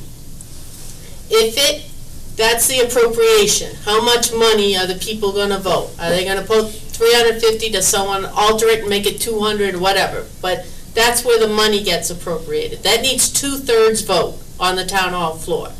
If it fails, we still have the ballot. If it fails on the ballot, it's dead. If it passes on the ballot and we then say we still think it's a good idea, we need to go forward, we will have to have a special town meeting to appropriate however many dollars we think is palatable to the people. It could be the same as what we did in May or different. The opposite, if it passes at town meeting says, yep, the 150 people will show up, say, yep, Dennis needs these people, we're in favor of restructuring this, and it passes, and then it fails on the ballot, we could still call another election within a certain period of time to reconsider it. More than likely, most towns don't ever do that because that's the bigger vote. That's when more people come out, and we would end up spending $8,000 to $12,000 to have a special election. So more than likely, we would not agree to do that part. So, but right now, we're at the point, we haven't even opened the warrant for the town meeting. We haven't set town meeting time and date. That's all got to be done in the next month. When we do that, then department heads put in their requests for articles. David builds up his articles. Dennis will be asking us to have this one on, and we will vote which articles go to town meeting, and if we put it on the town meeting, we're automatically saying it's going on the ballot because of the timing of when it has to go to the Attorney General's office. I think I said that right. Yep. So. You only had one thing that was different. And what did I have wrong? The part that you were wrong was that it can go automatically come back, but the select board has to make it come back. Right. It doesn't just automatically go back, it's a vote of the board to make it come back on town hall floor for another article. That was my discrepancy on that. But she was also saying the ballot was where the money's allocated. It's not the No, ballot. it's at the town But meeting. you said the ballot, and the ballot is where they authorize us to go over 2.5. Fine. When are you guys gonna make the decision whether? It will bring be up in the first March. place? Sometime in March. Okay, you're gonna somehow let us know? It'll be on our agendas. It'll be on the agenda. First and fourth, usually the first and fourth week. First and third. So if you, first and third, I'm sorry. If But- you go on to the town website, you can see the meeting's posted at least 48 hours in advance. Yeah. But also, Kristen, isn't that also on the town web, so people can see it, the agenda? It's on the calendar. Town Yeah. calendar. It's on the calendar. Okay. Anything else from you? No, I'm fine, thank you. David? There was a little confusion about how we're spending the money, so I think it would behoove us to talk about that tonight, just so you look at how it's parceled out. So it's basically $350,000. Of that $350,000, $180,000 is for personnel. So you're talking 4 people. $70,000 is for a custodial contract to clean the town buildings. And what comes from that is our current custodian. Right now, we have a full-time custodian and a part-time temporary custodian. Those 2 positions would shift over to highway and be additional staff on the highway side to help do everything that we're trying to do within this. Who's paying the $70,000 now? Nobody. It's being done within the budget. Right now, we've got one person who's doing custodial full and one doing part. And they're definitely getting paid. Yes. Yes. The custodian, the halftime custodian wasn't in the budget, but we managed to make it because we have somebody, as we've discussed, who's out at DPW or highway that's making that work. So what happens, everybody's trying to say, well, 10 years ago you had these 4 people and you could barely do what you were doing then. Part of this is taking those 2 staff members as well and shifting them over. So you wind up getting 4 plus 1.5 over there. You have a custodial service who just does that. They just come in, they clean the buildings, and they're out. That's it. So that's how we're making that work. Is that all the buildings or just the town, That's not any of the school buildings. That's the town buildings. Okay. And I believe fire is still taking care of their own. So sorry to interrupt, but would you take over, would the police station, which currently has outsourced, you have a cleaning company come in, that would be rolled into this 70,000, so the buildings would be library, senior center, police station, town hall, highway garage offices, or are they doing their own? For what's there, I think highway can handle. And fire department still does their own? Yes. So that would just be a service. That way you have constant cleaning, because, what the issues we run into here is it depends on what's a week as to how much custodial work we can get done. And sometimes everything's updated and everything's good. A lot of times it isn't, especially this time of year. So that would take care of that. And that would really take care of most of those particular issues. And then the final piece of this, when you do the math, there's one piece left, and that's basically about $50,000, and that is for general building maintenance and highway expenses. That's part of this. For contractors, or? It's for contractors, it's for supplies. For instance, one of the things we were talking about, if you remember the PowerPoint, we got to convert some of these storage rooms, and we want to make them map rooms and stuff like that. You've got to have money to build for the supplies to actually build it and put it in and make it work. Sometimes you're going to need, if you're doing a room conversion, you're going to need an electrician or a plumber. That's not within our realm of daily workers. You have to have a little bit of money to back that up as well. So that's how it's all set up. Okay, excuse me, through the chair. All right, so you said 50,000, so where's the other 50,000 go? Because 180 and 70 is 250. I was just hearing that myself. And you said 350, so where's the other 50,000 going? Dennis, do you remember off the top of your head, we were talking about that the other day? 150, 70 and 50, it's 300. No, I know, but I think the 180 is short, or. It is. That might be where it is. You're missing the 50,000 or at least 50,000 for the health benefits for those 4 people. Well, Well, that's the personnel, I thought he said. yeah, but we're not looking. Well, I mean, I'm adding up the numbers he gave us the other I week. understand, and we started that, and the problem is, the idea of doing an override for benefits, I don't see putting money in a benefits budget as part of an override being a beneficial thing. Okay, So, I was gonna Dennis, question that part, so. do you have that calculation sheet we were working on? Because you had, what, 62? I know, I just did the This is one of the first rough drafts that we did, David. Yeah. Okay, so. Yeah. All right, so, Yeah. okay, so, let's And just that's do rough. this. I'm gonna look through further, I don't Mhm. think I brought everything with me. So.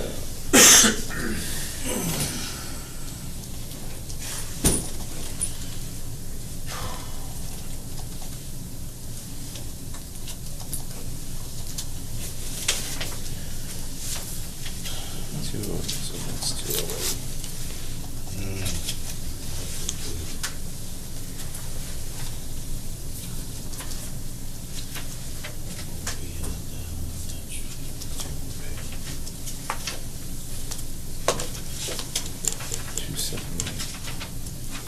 So 208 on the staff, So staff has gone up to 70. 208? Yeah. 70 on the cleaning service. So you're 278 328. plus 50, so you're at 328. So whether in the end we do, I mean, 328 is an odd number. 330. Whether you do 330, 325, 350, somewhere around there, we'd have to determine. But that's basically what the costs are. So you wind up getting 4 plus 1 working on highway. That splits, and basically, you've got one group that's doing building and grounds, which is building maintenance and fields. And you have the remaining group on highway. Depending on the time of year, they may combine. Obviously in the middle of winter, you're probably gonna do a lot more building maintenance, especially if it's interior in the winter, than you're gonna do in the summer. You get to the summer, you might deploy more into the fields, et cetera. But, the way that we built this up was so we would have enough staff to manage, all the snow and ice removal. We could do certainly much better work on the field maintenance, because we're all talking about how we want to revitalize all the parks. And right now, we can do some of it, but to be able to maintain them consistently along with everything else is difficult. I mean, Dennis has spoken to this time and time again already on it. But the way we see it is we see the benefit in the fact that now you definitely have enough people for snow and ice removal. We have more people for parks and buildings, and the schools also get a benefit because we're doing those fields as well. Now, make very clear, we're not doing any inside the building maintenance for the schools. That's just too big a thing for us to deal with. So all of our work for the schools would be outside, snow removal and field maintenance. So there's a budgetary savings as well. But I heard somebody say, well, this is a school override. No, it's not. The school gets a benefit. The municipal departments get a benefit. It's a benefit for everybody. Through the chair. So we had talked on Saturday and at the last meeting that it is about 120,000 that the schools would save, but that money would stay in their budget. Yes. And I don't know, put the chief on the spot, how much is your contract with your cleaning people? I assume what little that is would stay in his budget, and it would be just a whole new line item at the highway. Yes. Okay. Through the chair. Yep. So building maintenance, is that gonna be like, because $50,000 is not a lot of money for building maintenance, the way I see the front of the buildings, the preventative maintenance stuff. Does that include that type of, so what do you actually mean by building maintenance? Well, building maintenance is just that. It is doing, there's some work that, that is beyond the general labor where you need craftsmen. But this is, you're talking about painting, carpentry, you know, general roofing, you know, weather tighting buildings like, you know, we've got another, the old library building in Rochdale that, you know, needs to be taken care of, stuff like that. And that's why we're looking at having that type of money to have available to be able to move around on some of these repairs. You know, so this is a repair line. You get into a full restoration, that would be a separate thing on the capital plan. But this allows us, you know, we need a mini split in one particular building. We can buy the mini split and put it in. Dennis, I'm sure you've got plenty of those type of examples. It just allows you. It's great to have the people, but they've got to have at least a little bit of money to work with. And we're very sensitive to the fact that, you know, I don't want to make this too big to make it even more unpalatable. So it gives them a fighting chance, you know, having that type of money to use. So that's why, you know, I think 350 is a good figure, and if there's extra money that goes to that, if they don't use it, they're going to turn it back in at the end of the year anyway. Not done yet. And then it goes back into the general fund. But the basic 2.5 would be for 350,000, and that is every single year. Yes.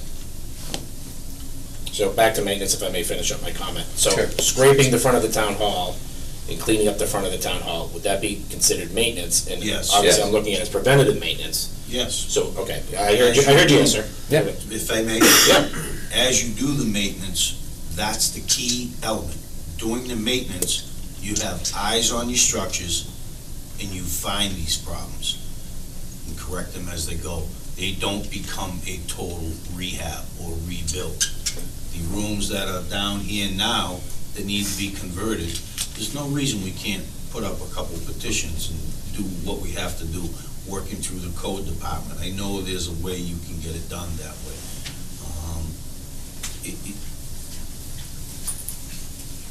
Again, long-term investment. I know it's a lot for the people, but my theory is give it to the people, let them make their decision.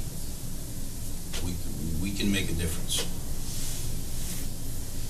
So again, back to the preventative maintenance, as far as the mini split, I don't think that's not preventative maintenance. Sorry, I just grabbed something in my head. No, but I understand that we could do almost anything we want with that money that comes to maintenance. I totally understand and respect that.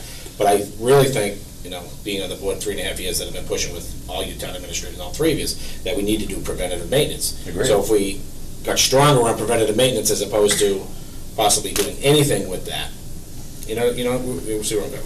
Yeah, well, this is exactly why we want to put it, first of all, directly in that budget. So first of all, people vote it, they see where it goes, it's going to go in there, and that's what it's going to be used for. We'll still have a little bit of money in the general town hall line and other government building lines that we can work some of that more optional stuff in. I want him using that money to improve the quality of the buildings in the grounds in the town. That's what we're telling him. If we don't follow through, if we say this is what we're going to do and we don't do that, we've done the residents a disservice. So. I intend to see. Yeah, I wasn't going there. I wasn't going there. You just had more, with the 50 grand, Sure. you had more of a wider span than I would like to hear. Okay. For the 50 grand, that's what I'm getting at. Okay. We can talk about it later. So what exactly are you looking at then? I don't want a mini split part of the 50 grand. Okay. I don't want, we need to put walls up in here to make rooms. That's, I guess, a maintenance thing that we need to do, but I'm looking more of the preventative maintenance of every town building that we walk in. There's stuff falling apart that's not repaired because we can't afford it. We don't have the manpower to do it. This will give us the manpower to do it, and that's what the goal is. Dedicate. That's what I'm getting to each specific task. You will have a division for that and addition. I use the term division. You'll have a group of guys. There you go. And a group of guys that are gonna, through the interview process, be specialized in what they do. And in the end, if it's a big project and it's the middle of the winter, you might have a whole bunch of guys doing these projects, which is cheaper in the long run, more efficient, and you have the ability at that point to do it.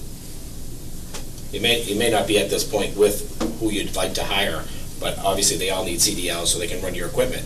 Yes. But do they have to have any other We specifications? will build the job description specific to, let's say, it, the division, department, group of guys. So theoretically, you may have 2 maintenance men and 2 groundsmen, or 1 maintenance guy and 2 groundsmen, specifically along with the CDL. I'd like to have Just get 5 an idea. maintenance men, 5 groundsmen, and 5 CDL, and 5 possible equipment operators. That would be the best scenario. Not meeting 20 guys. No, no, Meaning they're no. double qualified, yeah. I just wanted to be clear with the team on outside. You just said 20 guys. 5 people just had a heart attack out there. You want it? Just ask. I'll do the interviews. No, it's diversified. I'd rather have a jack of all trades than a master of one. I hear you. Thank Well you. put. Thanks for answering.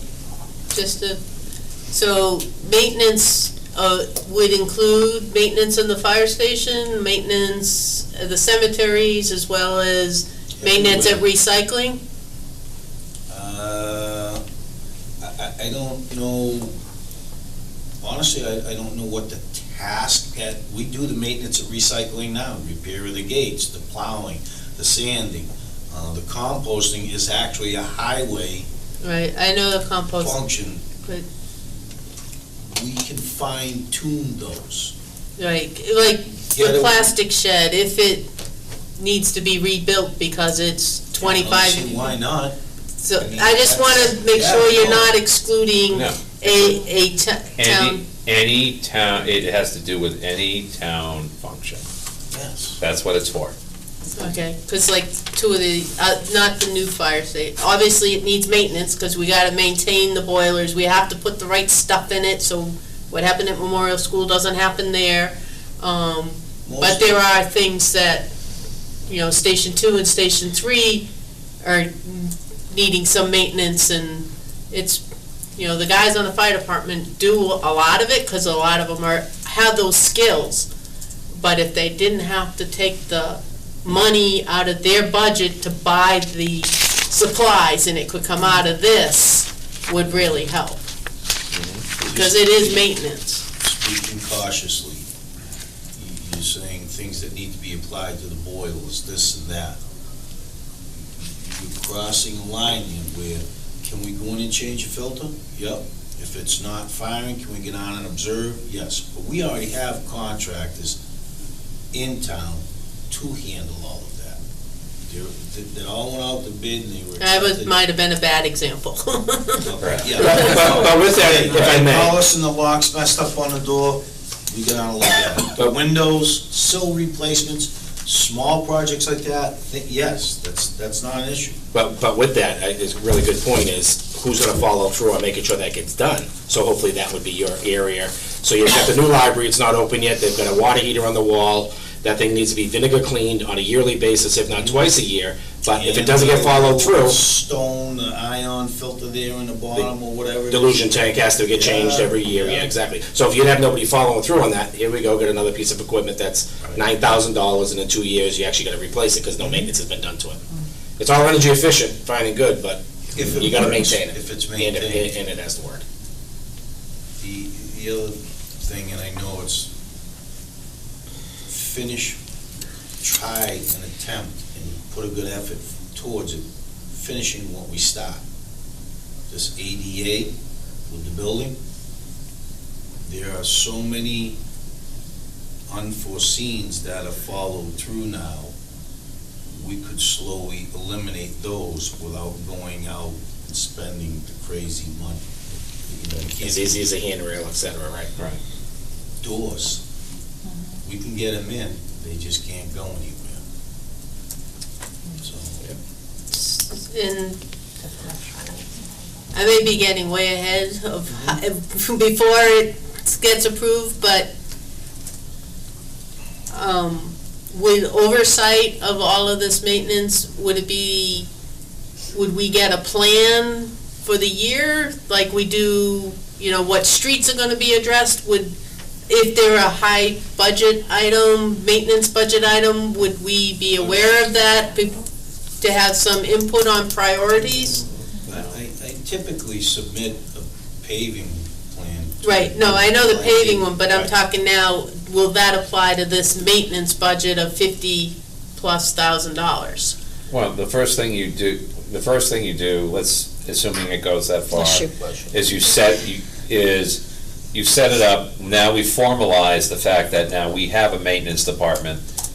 The maintenance department would meet with all of the buildings, get up to speed on the specs of what everything needs and what the building concerns are, and then at that point, then you start the planning function of actually, there's some stuff we're gonna do every year or every 2 years, whatever it is. And then there's, more one-time project stuff. That budget is going to have to be built out to be able to support that. So we're not, we're certainly not talking about, we're gonna get $50,000 in the budget, we're just gonna go on No, I knew. But, Well, I guess it will be planned out. I fully expected that, I'm just talking about, the priorities in that plan coming back before us, maybe not for approval, but for awareness so we can answer questions. Absolutely. So like we do with the street list. The monthly report that you get, Yeah. where we go from there, what the Right. thing is. I mean, I know the senior center's in dire need. Been saying it for years. You all you have to do is look at it. It's right there. And it just, Yes, Rick? So would there be a maintenance form made out, so that, the individual places like this? Yeah. And then you'd have to prioritize those to see which one's more important or whatever. ability to perform and what ranks highest for, safety, efficiency, heat loss, all those things will be taken into consideration. We aren't doing it now. I mean, we just went over and tore the rugs all out of the senior center, just so the job went more fluid. She planned on being closed till Tuesday. She was up and running Monday morning. So it just goes that much further.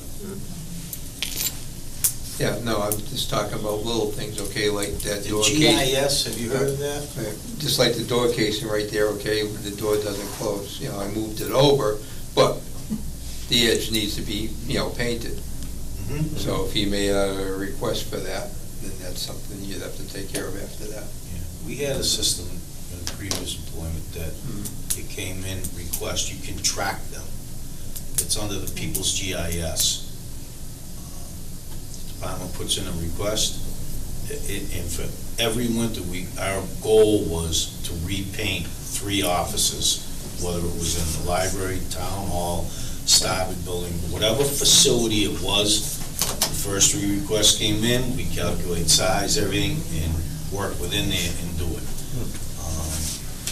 Then there's an ability to put in the request, assign it, follow up, time frame, all of that, and then completion, and take it off.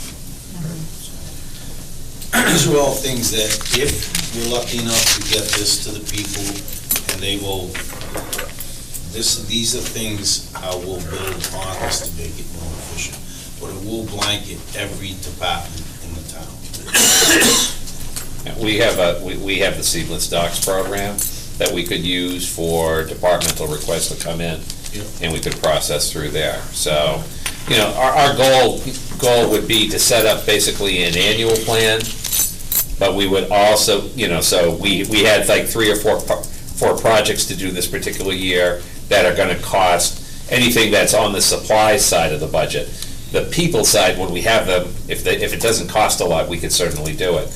But then we'd also keep one part of that budget aside for emergencies and maintenance requests. So it would be we're gonna make sure if it is supported, it'll be very well planned out. One more thing? Go ahead. Really probably doesn't have to do anything with this. When is the last year of Becca's agreement with Rochdale Park?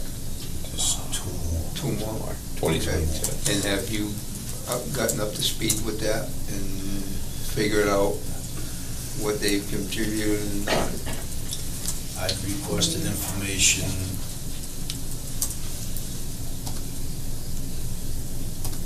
I don't know how to answer that, Rick, I'm sorry. Okay. If I may through the chair. You can answer another day. Thank you very much. Okay.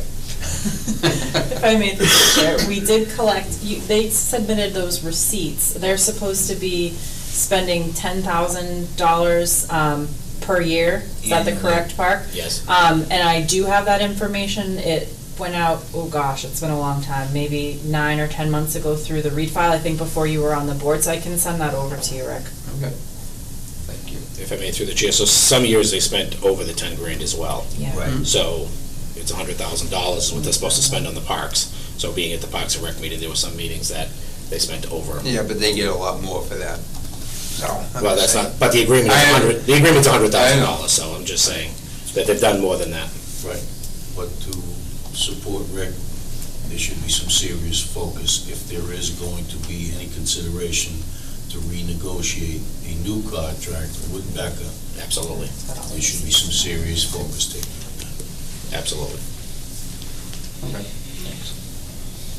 Okay? Yeah, I'm good. Are we done? Nope. All right, next agenda. Board committee appointment discussion. Thank you, Madam Chair. This came up, I had a resident come to visit my office, and she had applied for at least one committee and had not heard back. Now, the way the policy works is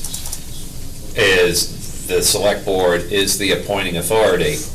My concern is, I think, looking at it, if a particular board or committee doesn't make a recommendation, I'm put in a position like this where a resident says, hey, I didn't hear anything, what's this all about? I don't know if the board's grappled with anything like this in the past. Now, this particular situation was resolved. The person who came in had wanted to go on Concom. And there was a discussion that night. Apparently she did interview with Concom, and Conservation declined to appoint her, and she didn't get a letter. So I spoke to Michelle Buck. Michelle Buck got her a letter. But still, that's one particular group, and I'm fortunate that I have a full-time employee who, is working with that particular group. You've got plenty of other boards and committees that don't have such a liaison. So, I'm a little concerned that, somebody applies to Parks and Rec, for instance, and doesn't hear back. I don't have anybody who's actually working with them on a regular basis. So, I'm just looking to see, what does the board want to do in a case like that? Does the board want to say, well, because you're the appointing authority, if the department or the committee doesn't take it up, does the board want to take it up, or does the board just want to leave it to the departments? I just don't know what the answer is when somebody comes in and says, I applied to a committee and I never heard back. Yep. Well, I think we ought to, see about doing something with that, because we're always encouraging people to volunteer. Yeah. Correct. And if they don't get an answer back, then that makes them sour. Some of these committees, I think, it should go through us, or, an application come in, we can see it, submit it to that committee, but that committee has to give us an answer back of what they're doing with it, whether they're having an interview, okay, or not. And if they're not, why aren't they? And then go from there. Yeah. I agree. I mean, this is the first I heard about it, but we give them the application to fill out, okay? And then the committees recommend them. But like you said, what happens if one doesn't? Right. Okay? So I agree with Rick, then they fill out the applications, we review them, we send it to you, the committee, and you get back to us, nay or yay, but we want to know why. To the chair, they come in and Kristen or Marie sends them to the committees. Yeah. A lot of times, we don't see them until after the committee does it. So I just think when they go to whatever committee, it gets noted in a log, and then, Which Log's it is. good. and then they have to, when you send it to whichever committee, to have them tell you when their next meeting is, so you can tell the applicant, you should go to this meeting if you haven't been already attending, like Parks and Rec, usually the people are coming before they even fill out the application, and they go, please, please fill out an application, right? So, but usually we like the people to go to at least one meeting, see how the meetings run, what the personalities are, what they actually cover, and then they do the interview, and, make sure that committee chair is on the hook for getting back, within a week of whenever they meet with that person, and they have to tell you when their next meeting is, when you send it down, when's your next meeting? Yeah. I think a log will solve it, and I don't think we have to necessarily change our policy, because I think our policy is well-written. It's just implementing it with a log, and then you have the online spreadsheet, and you can see who's applied and how many different I places. agree, a log. Yeah, I do that, actually. So what I do is anytime an application comes in, I send it to the committee chair. I say, can you please, at your next meeting, forward a recommendation to the board? I note the date that it was sent to the committee. The problem is there's just been a backlog of ones that I haven't heard back from anybody on. So that's the closing the loop, setting a tickler reminder on your calendar to, did I hear back from such and such committee? Do you want it then to come to you guys if I don't hear back within a certain amount of time? So not only come back to us, but if there's multiple applications for the same position, say you have Parks and Recs, you got 6 people, even though they appoint Harry Brooks to it, I think because we're the appointing power, we should see all 6 applications come back to us as well, I think. I don't know if the rest of you agree to it. If they come in at the same time. Yeah, if they all come in at the same time. Yeah, sure. Lucky, we're not picking on you. No, you're missing one of the key points. Well, Come on in. Is, the ones that do follow your application procedures is great. But when we get the application and we notify people, or sometimes we'll look at it and say, we meet on Thursday nights. They're only available on Tuesday nights. We don't go any further with them. So then you get back to Kristen. They get turned back in. The rest of them, we notify them. If they don't get back to us, this last type of appointment just happened to appoint my daughter. 2 of the people were notified at least 3 times. Harry and, he's the other way here. We tried reaching out to him, never got no return answer on him. so then at that point, we're not just picking on Parks and Recs, obviously, but at that point, no response, date and time, and get it back to Kristen so we can see him, and then there's no discrepancy. But she's not getting it back now, so. Oh, if she's not getting it back, that's wrong. They should be getting back. Right. I think you guys, we picked on you guys because it's. We're always in, we know you do it. Yeah. But you got the best practices on doing it. The other committees need to do it, and we need a tickler in our office to go back to those committees that don't send them back with an answer, yay or nay. So, Definitely, they have to be turned back in. Right. One way or the other, but. But there are a lot of committees that she doesn't, I don't know if you've held them back, but I've heard that there's been a bunch that came in for Parks and Rec, and we've seen 2 or 3. I send them over as soon as. Do you send them all over, even if they don't have the right days on them? I don't even look at them, I send them over as they come She in. looks at the checkbox and sends them. Yeah. Right. That's all.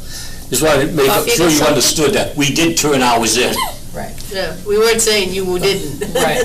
Well, and if there are if there aren't openings, then I let the person know, right now there aren't openings, we'll hold your application on file,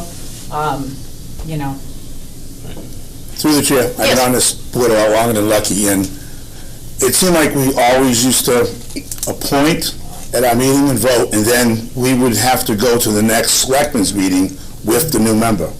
And we've gone away from that procedure. Yeah, we did. I used to, tell them it wasn't that bad, you weren't gonna get drilled. I'll use Paul Davis as an example. But the last few people that have been put on our board haven't had to come and meet you people on a Monday night. we just got a recommendation from the chair. Right. So I'd like to see us go back to that policy. I if we agree. could. I agree. I think so too, because we're appointing people and we don't even know who they are, and we run into them out on the street and we don't know that's who it was, and. I mean, we've been lucky, our last person was Jess Magadonna. She runs programs for us, and she does a lot of other stuff besides run programs, so. And she grounds Lucky, so that's why we. Yeah, another thing is keeps her daddy in line, but she was a great pickup for us.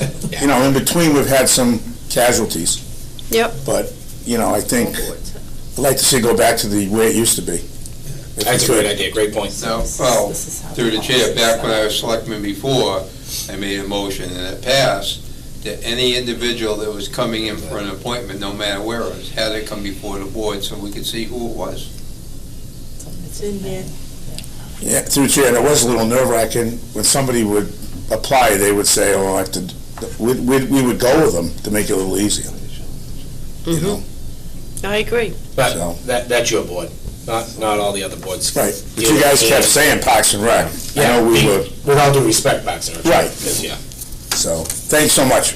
Thanks. Right, I mean, that's really the problem, is getting to close the loop. We forward it on, and we may or may not hear anything back, and we keep them open in the law, but then somebody comes in and says, well, I applied 6 months ago. And we look, yeah, you did, you're still on the log. If there's openings in there, there's no excuse. Right, so, you know, it's really a matter, we have to make sure that they can close that loop. Well, and if I may, through the chair, one of the issues that I've had too is some of the committees have disintegrated a little bit. They may not have a chair. I go with whoever my last active chair was, but if the chair's resigned and the committee hasn't met in a while and a new chair hasn't been appointed, that's where I've run into a few issues. So I think, Then they should come to us. Bring them to you guys. Yep. I can definitely Especially do if that committee ends up without a quorum. Right. That's it. Still on boards and committees? So a couple things on boards and committees. I know it's not spelled out, so if I'm talking out of line on both these, but one of it is, since we're boards and committees appointments discussion, since we're talking about boards and committees discussion, the Christmas tree group, I'd like to make that an official group of the town. May it be 5 or 7 members. We've already have 4 of us that are well entrenched in it, but make it an official committee of the town so that we can get more volunteers helping us. It's a lot of work for people to do. And I know you and I have talked about it, but whenever we can do that. The second thing is the Burntcoat Sports Planning Committee. We had a meeting last week, and we want to go from 7 to 9 members, and mainly to incorporate the Snowmobile Club and the Burntcoat Water Association, or the Watershed Association member liaison. So it would have to be specific for the extra 2, one from the Burntcoat Lake Association, if I'm saying the name wrong, and the other one from the Leicester Snowmobile Club, to have their input on what we're trying to do with the Burntcoat Park. So I don't know if that can be anything discussed today and take care of because it's on boards and committees, or if it's something, it looks like we can do it, but if you tell me different, if not, I'd like it on the next agenda as well. Yeah, we can put that on the next agenda. Okay. I guess on the Christmas tree lighting, the holiday tree. The holiday tree, sorry. The thought that I had on that a little bit, and this is just, I hate to talk about more committees, but I guess I will. One of the things that I thought about that would probably be able to encompass that particular duties is a public safety committee. Now, what public safety committees generally do is they're an advisory board to the town. The people that are on it are basically the public safety personnel. So you'd have, the highway superintendent, the police chief, representative from fire, and even the school superintendent. And what that committee does basically is the committee will deal with all of these road issues. If somebody contacts the select board and says, I don't like this road, what are you going to do? Right now, we kind of are just assigning it. The committee would meet on a monthly basis, review all business, including any residents. It'd be an open and public posted meeting. It's during the day though, but a resident could come in and say, this is what my issue is, and then we'd bring recommendations to the board. On the holiday tree side, looking at that as an event, as we've discussed, generally, you and your other members would stay on that committee. You'd be doing fundraising, but we would be planning logistics, to make sure that public safety is maintained. That's part of the event planning, and that would allow us to do it for that, for Public Safety Day, and for any other particular other days that come up. So rather than establish one committee just for that one annual purpose, you guys are fundraising anyway, your group is, we would actually plan the event from a public safety point of view and bring it to the board. So if that works, I think, that would be my recommendation. Yeah, that's a great idea. You might want to put that on the agenda, too. We will. Thank you. I got a 24-hour shift tomorrow. I want to say thank you. It was a good discussion. I appreciate it. Thank you. Stay safe. No, I got enough to do. I got enough to do. Trust me. Mother Nature said no snow or ice tomorrow. You might be able to relax. I would rather have all snow. I would too. Sleet, ice and snow kill us because you gotta treat it. Yeah. If I just got snow, we move it. That's good. Thank you. Have a good night. Are we done with the discussion on boards and committee? Okay. Next on the agenda, select board 3 to 5 year goals. This was a discussion that we had included as one of my overall goals. We talked about whether or not we want to do it as a retreat, or I'm not sure exactly how we'd like to do it, but, certainly it's time to come up with a 3 to 5 year plan from the board as well. So I don't know how you want to have the discussion, or whether you want to get into it tonight, or whether you want to defer it, but I just wanted to get it back on your radar. So we had talked about doing it. Now we're in the new year. Now the budget is basically assembled. That this would be the time to start thinking about it. You're the chair. Yes, So I was sir. actually just thinking of this weekend. Why didn't we do our retreat? So if you still want to buy us all lunch, we'll do a workshop retreat. You can buy us lunch and we'll go over this. I think it's a great idea you had. Okay. Yeah, take it out of Kristen's budget. What's that? Take it out of Kristen's budget. I have my own budget? That's cool, I didn't even know that. That's right, it's called your salary. Oh, okay. Ouch. I think it's a great idea to do a workshop, I really do. Yeah. The school does it once a year. They went up to Strawberry Hills, Leicester Country Club, and did it. I know they had some people prior to the meeting, because it's a posted meeting, so some people did come to listen, because there were some important things on there, but they got a lot done. And you were there. Yep. Yeah, they got a lot done, so. And when we came up with this, it was a very effective time, and, reviewing it, several of the things got done because we focused on it. Some of them aren't done, but they're the harder things to do, like economic development and Route 9 growth, but some of these, Cultivate. that wasn't even on our radar. No, it wasn't. Route 9 growth. Yeah. I don't know, maybe we pick a Saturday, whenever the whole board can meet or something, or Sure. even at night. I mean, I could work on a night as well, and think, like the school did it on a Thursday night or something, but not to With copy enough them. warning, I could, start at 5. If I may through the chair, I was thinking, I wonder if it might be fruitful to do it either like as a special board meeting or on a board meeting that's like a light board meeting. No, it needs to be separate, Needs to be and separate. not in this room. I think this is where you do, I'm sorry. I think this is where you do the actual workshop. The workshop. Workshops you don't vote on. Workshops you go in and you work and you talk back and forth, and there's no voting, and Diana doesn't have to yell at me on a regular basis in the meetings. Thank God. We can all just, try to spit out and try to get some ideas. So I think a workshop. Yeah, you have a big whiteboard and sheets of paper, Kind of as we did with the vision thing last week and the week before. with the it's school the same department. type of thing, but on a smaller scale. Yeah. So when do you want to do it? Where would you like to do it? Out of this building or in this building? It's up to the board. Did you say out? Out. Oh, Where? Where can we get a room with a restaurant? Barbers, Ellers. No, not Barbers, you can't. That's too big, that's too big of a room. Oh. Ellers, you could take the little room there. Well, the other problem though is With you also want strawberries. to make sure that it's actually conducive to business. Because I found some of the meetings that I've gone to in the restaurants, And You noisy. can't hear anything because. So maybe Leicester Country Club like the school did. You were there, so did that work? Yeah, I think we brought it, I'm not sure, they didn't have food. They at did, the they time. did have a meal. They did? I didn't see They had a it meal there. at the end. Well, they wait until you. Oh, yeah, they. You were invited. No, they actually ate before I got there. That would be at the tail end of the whole thing. Yeah, that's right. See, they told me they started at 2, but they actually started at 12. When we did these before, we did them at Becker, and Yep. one of them was catered. Well, I like that. Becker would be a Yeah, good idea. we were We at used the, one of their really neat conference Yeah. classrooms Yeah. And in if the you new hook up- building. You hook up, with- there's a new person in charge of the rooms over there. Did you get that email? I did. Yeah. Yeah. and it was catered, and it worked out well. That might be a great idea, yeah.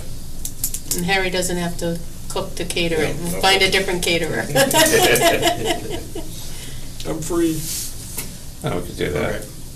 I can reach out, I can't think of her name off the top of my head, but Sarah did I have the email. I'll connect forward it me to you if with you don't her. have it. No, yeah, I changed it in my contacts, I just don't have my email open. Should we pick a night tonight? Or pick 2 option nights? Yeah, why don't we try that just in case?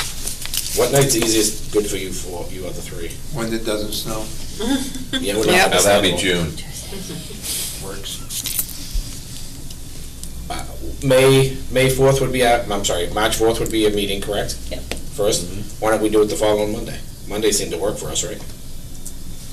The 11th, you're No. gonna be away. I'll have a birthday cake for On the you. 11th. Yeah, you'll be away. I've worked on it, I mean, I've I'm had not gonna be meetings there on on it the, I'm before. gonna be away Me on too. the 11th. Okay, all right. Oh, he's away. Okay. 25th? When is it? What about the 25th? March 20th, does that work? I don't have anything right now. What time? To be determined. After 5, obviously, but to be determined, right? What time could you Say get there? 6. Can everybody make it for 6 with work? Yeah, let's shoot for that. And I'll email her. It's a Monday? Yep. Yeah. I'll email her tomorrow and see if we can get a room. Cater? I don't know, who caters besides The- you? The I gen- was no, the asking. gentleman there will cater. Oh, at Becker? He'll Oh, put it right there. cool. Okay. Just like you did with the LBA and our economic development thing. Oh, I didn't even think about Yeah, that. Okay. the one that comes and asks for the one-day beer and wine Yes. license? There you go. Yeah. I know his name too, he just I has to- have a one-day beer and wine license. Motion to accept. They might eat it. But yeah, we had the big, I remember that when we did it in 2015, we had they have a huge classroom with a huge whiteboard, and you could just break it up into sections and, yeah. Slide it around. And maybe this is something, under discussion, maybe it is something that we have the school, and maybe each department head either write in something that we should be looking at, or come in and speak for 15 minutes apiece or something. Sure. Maybe it's something we should get as much as we can out of it. Yeah.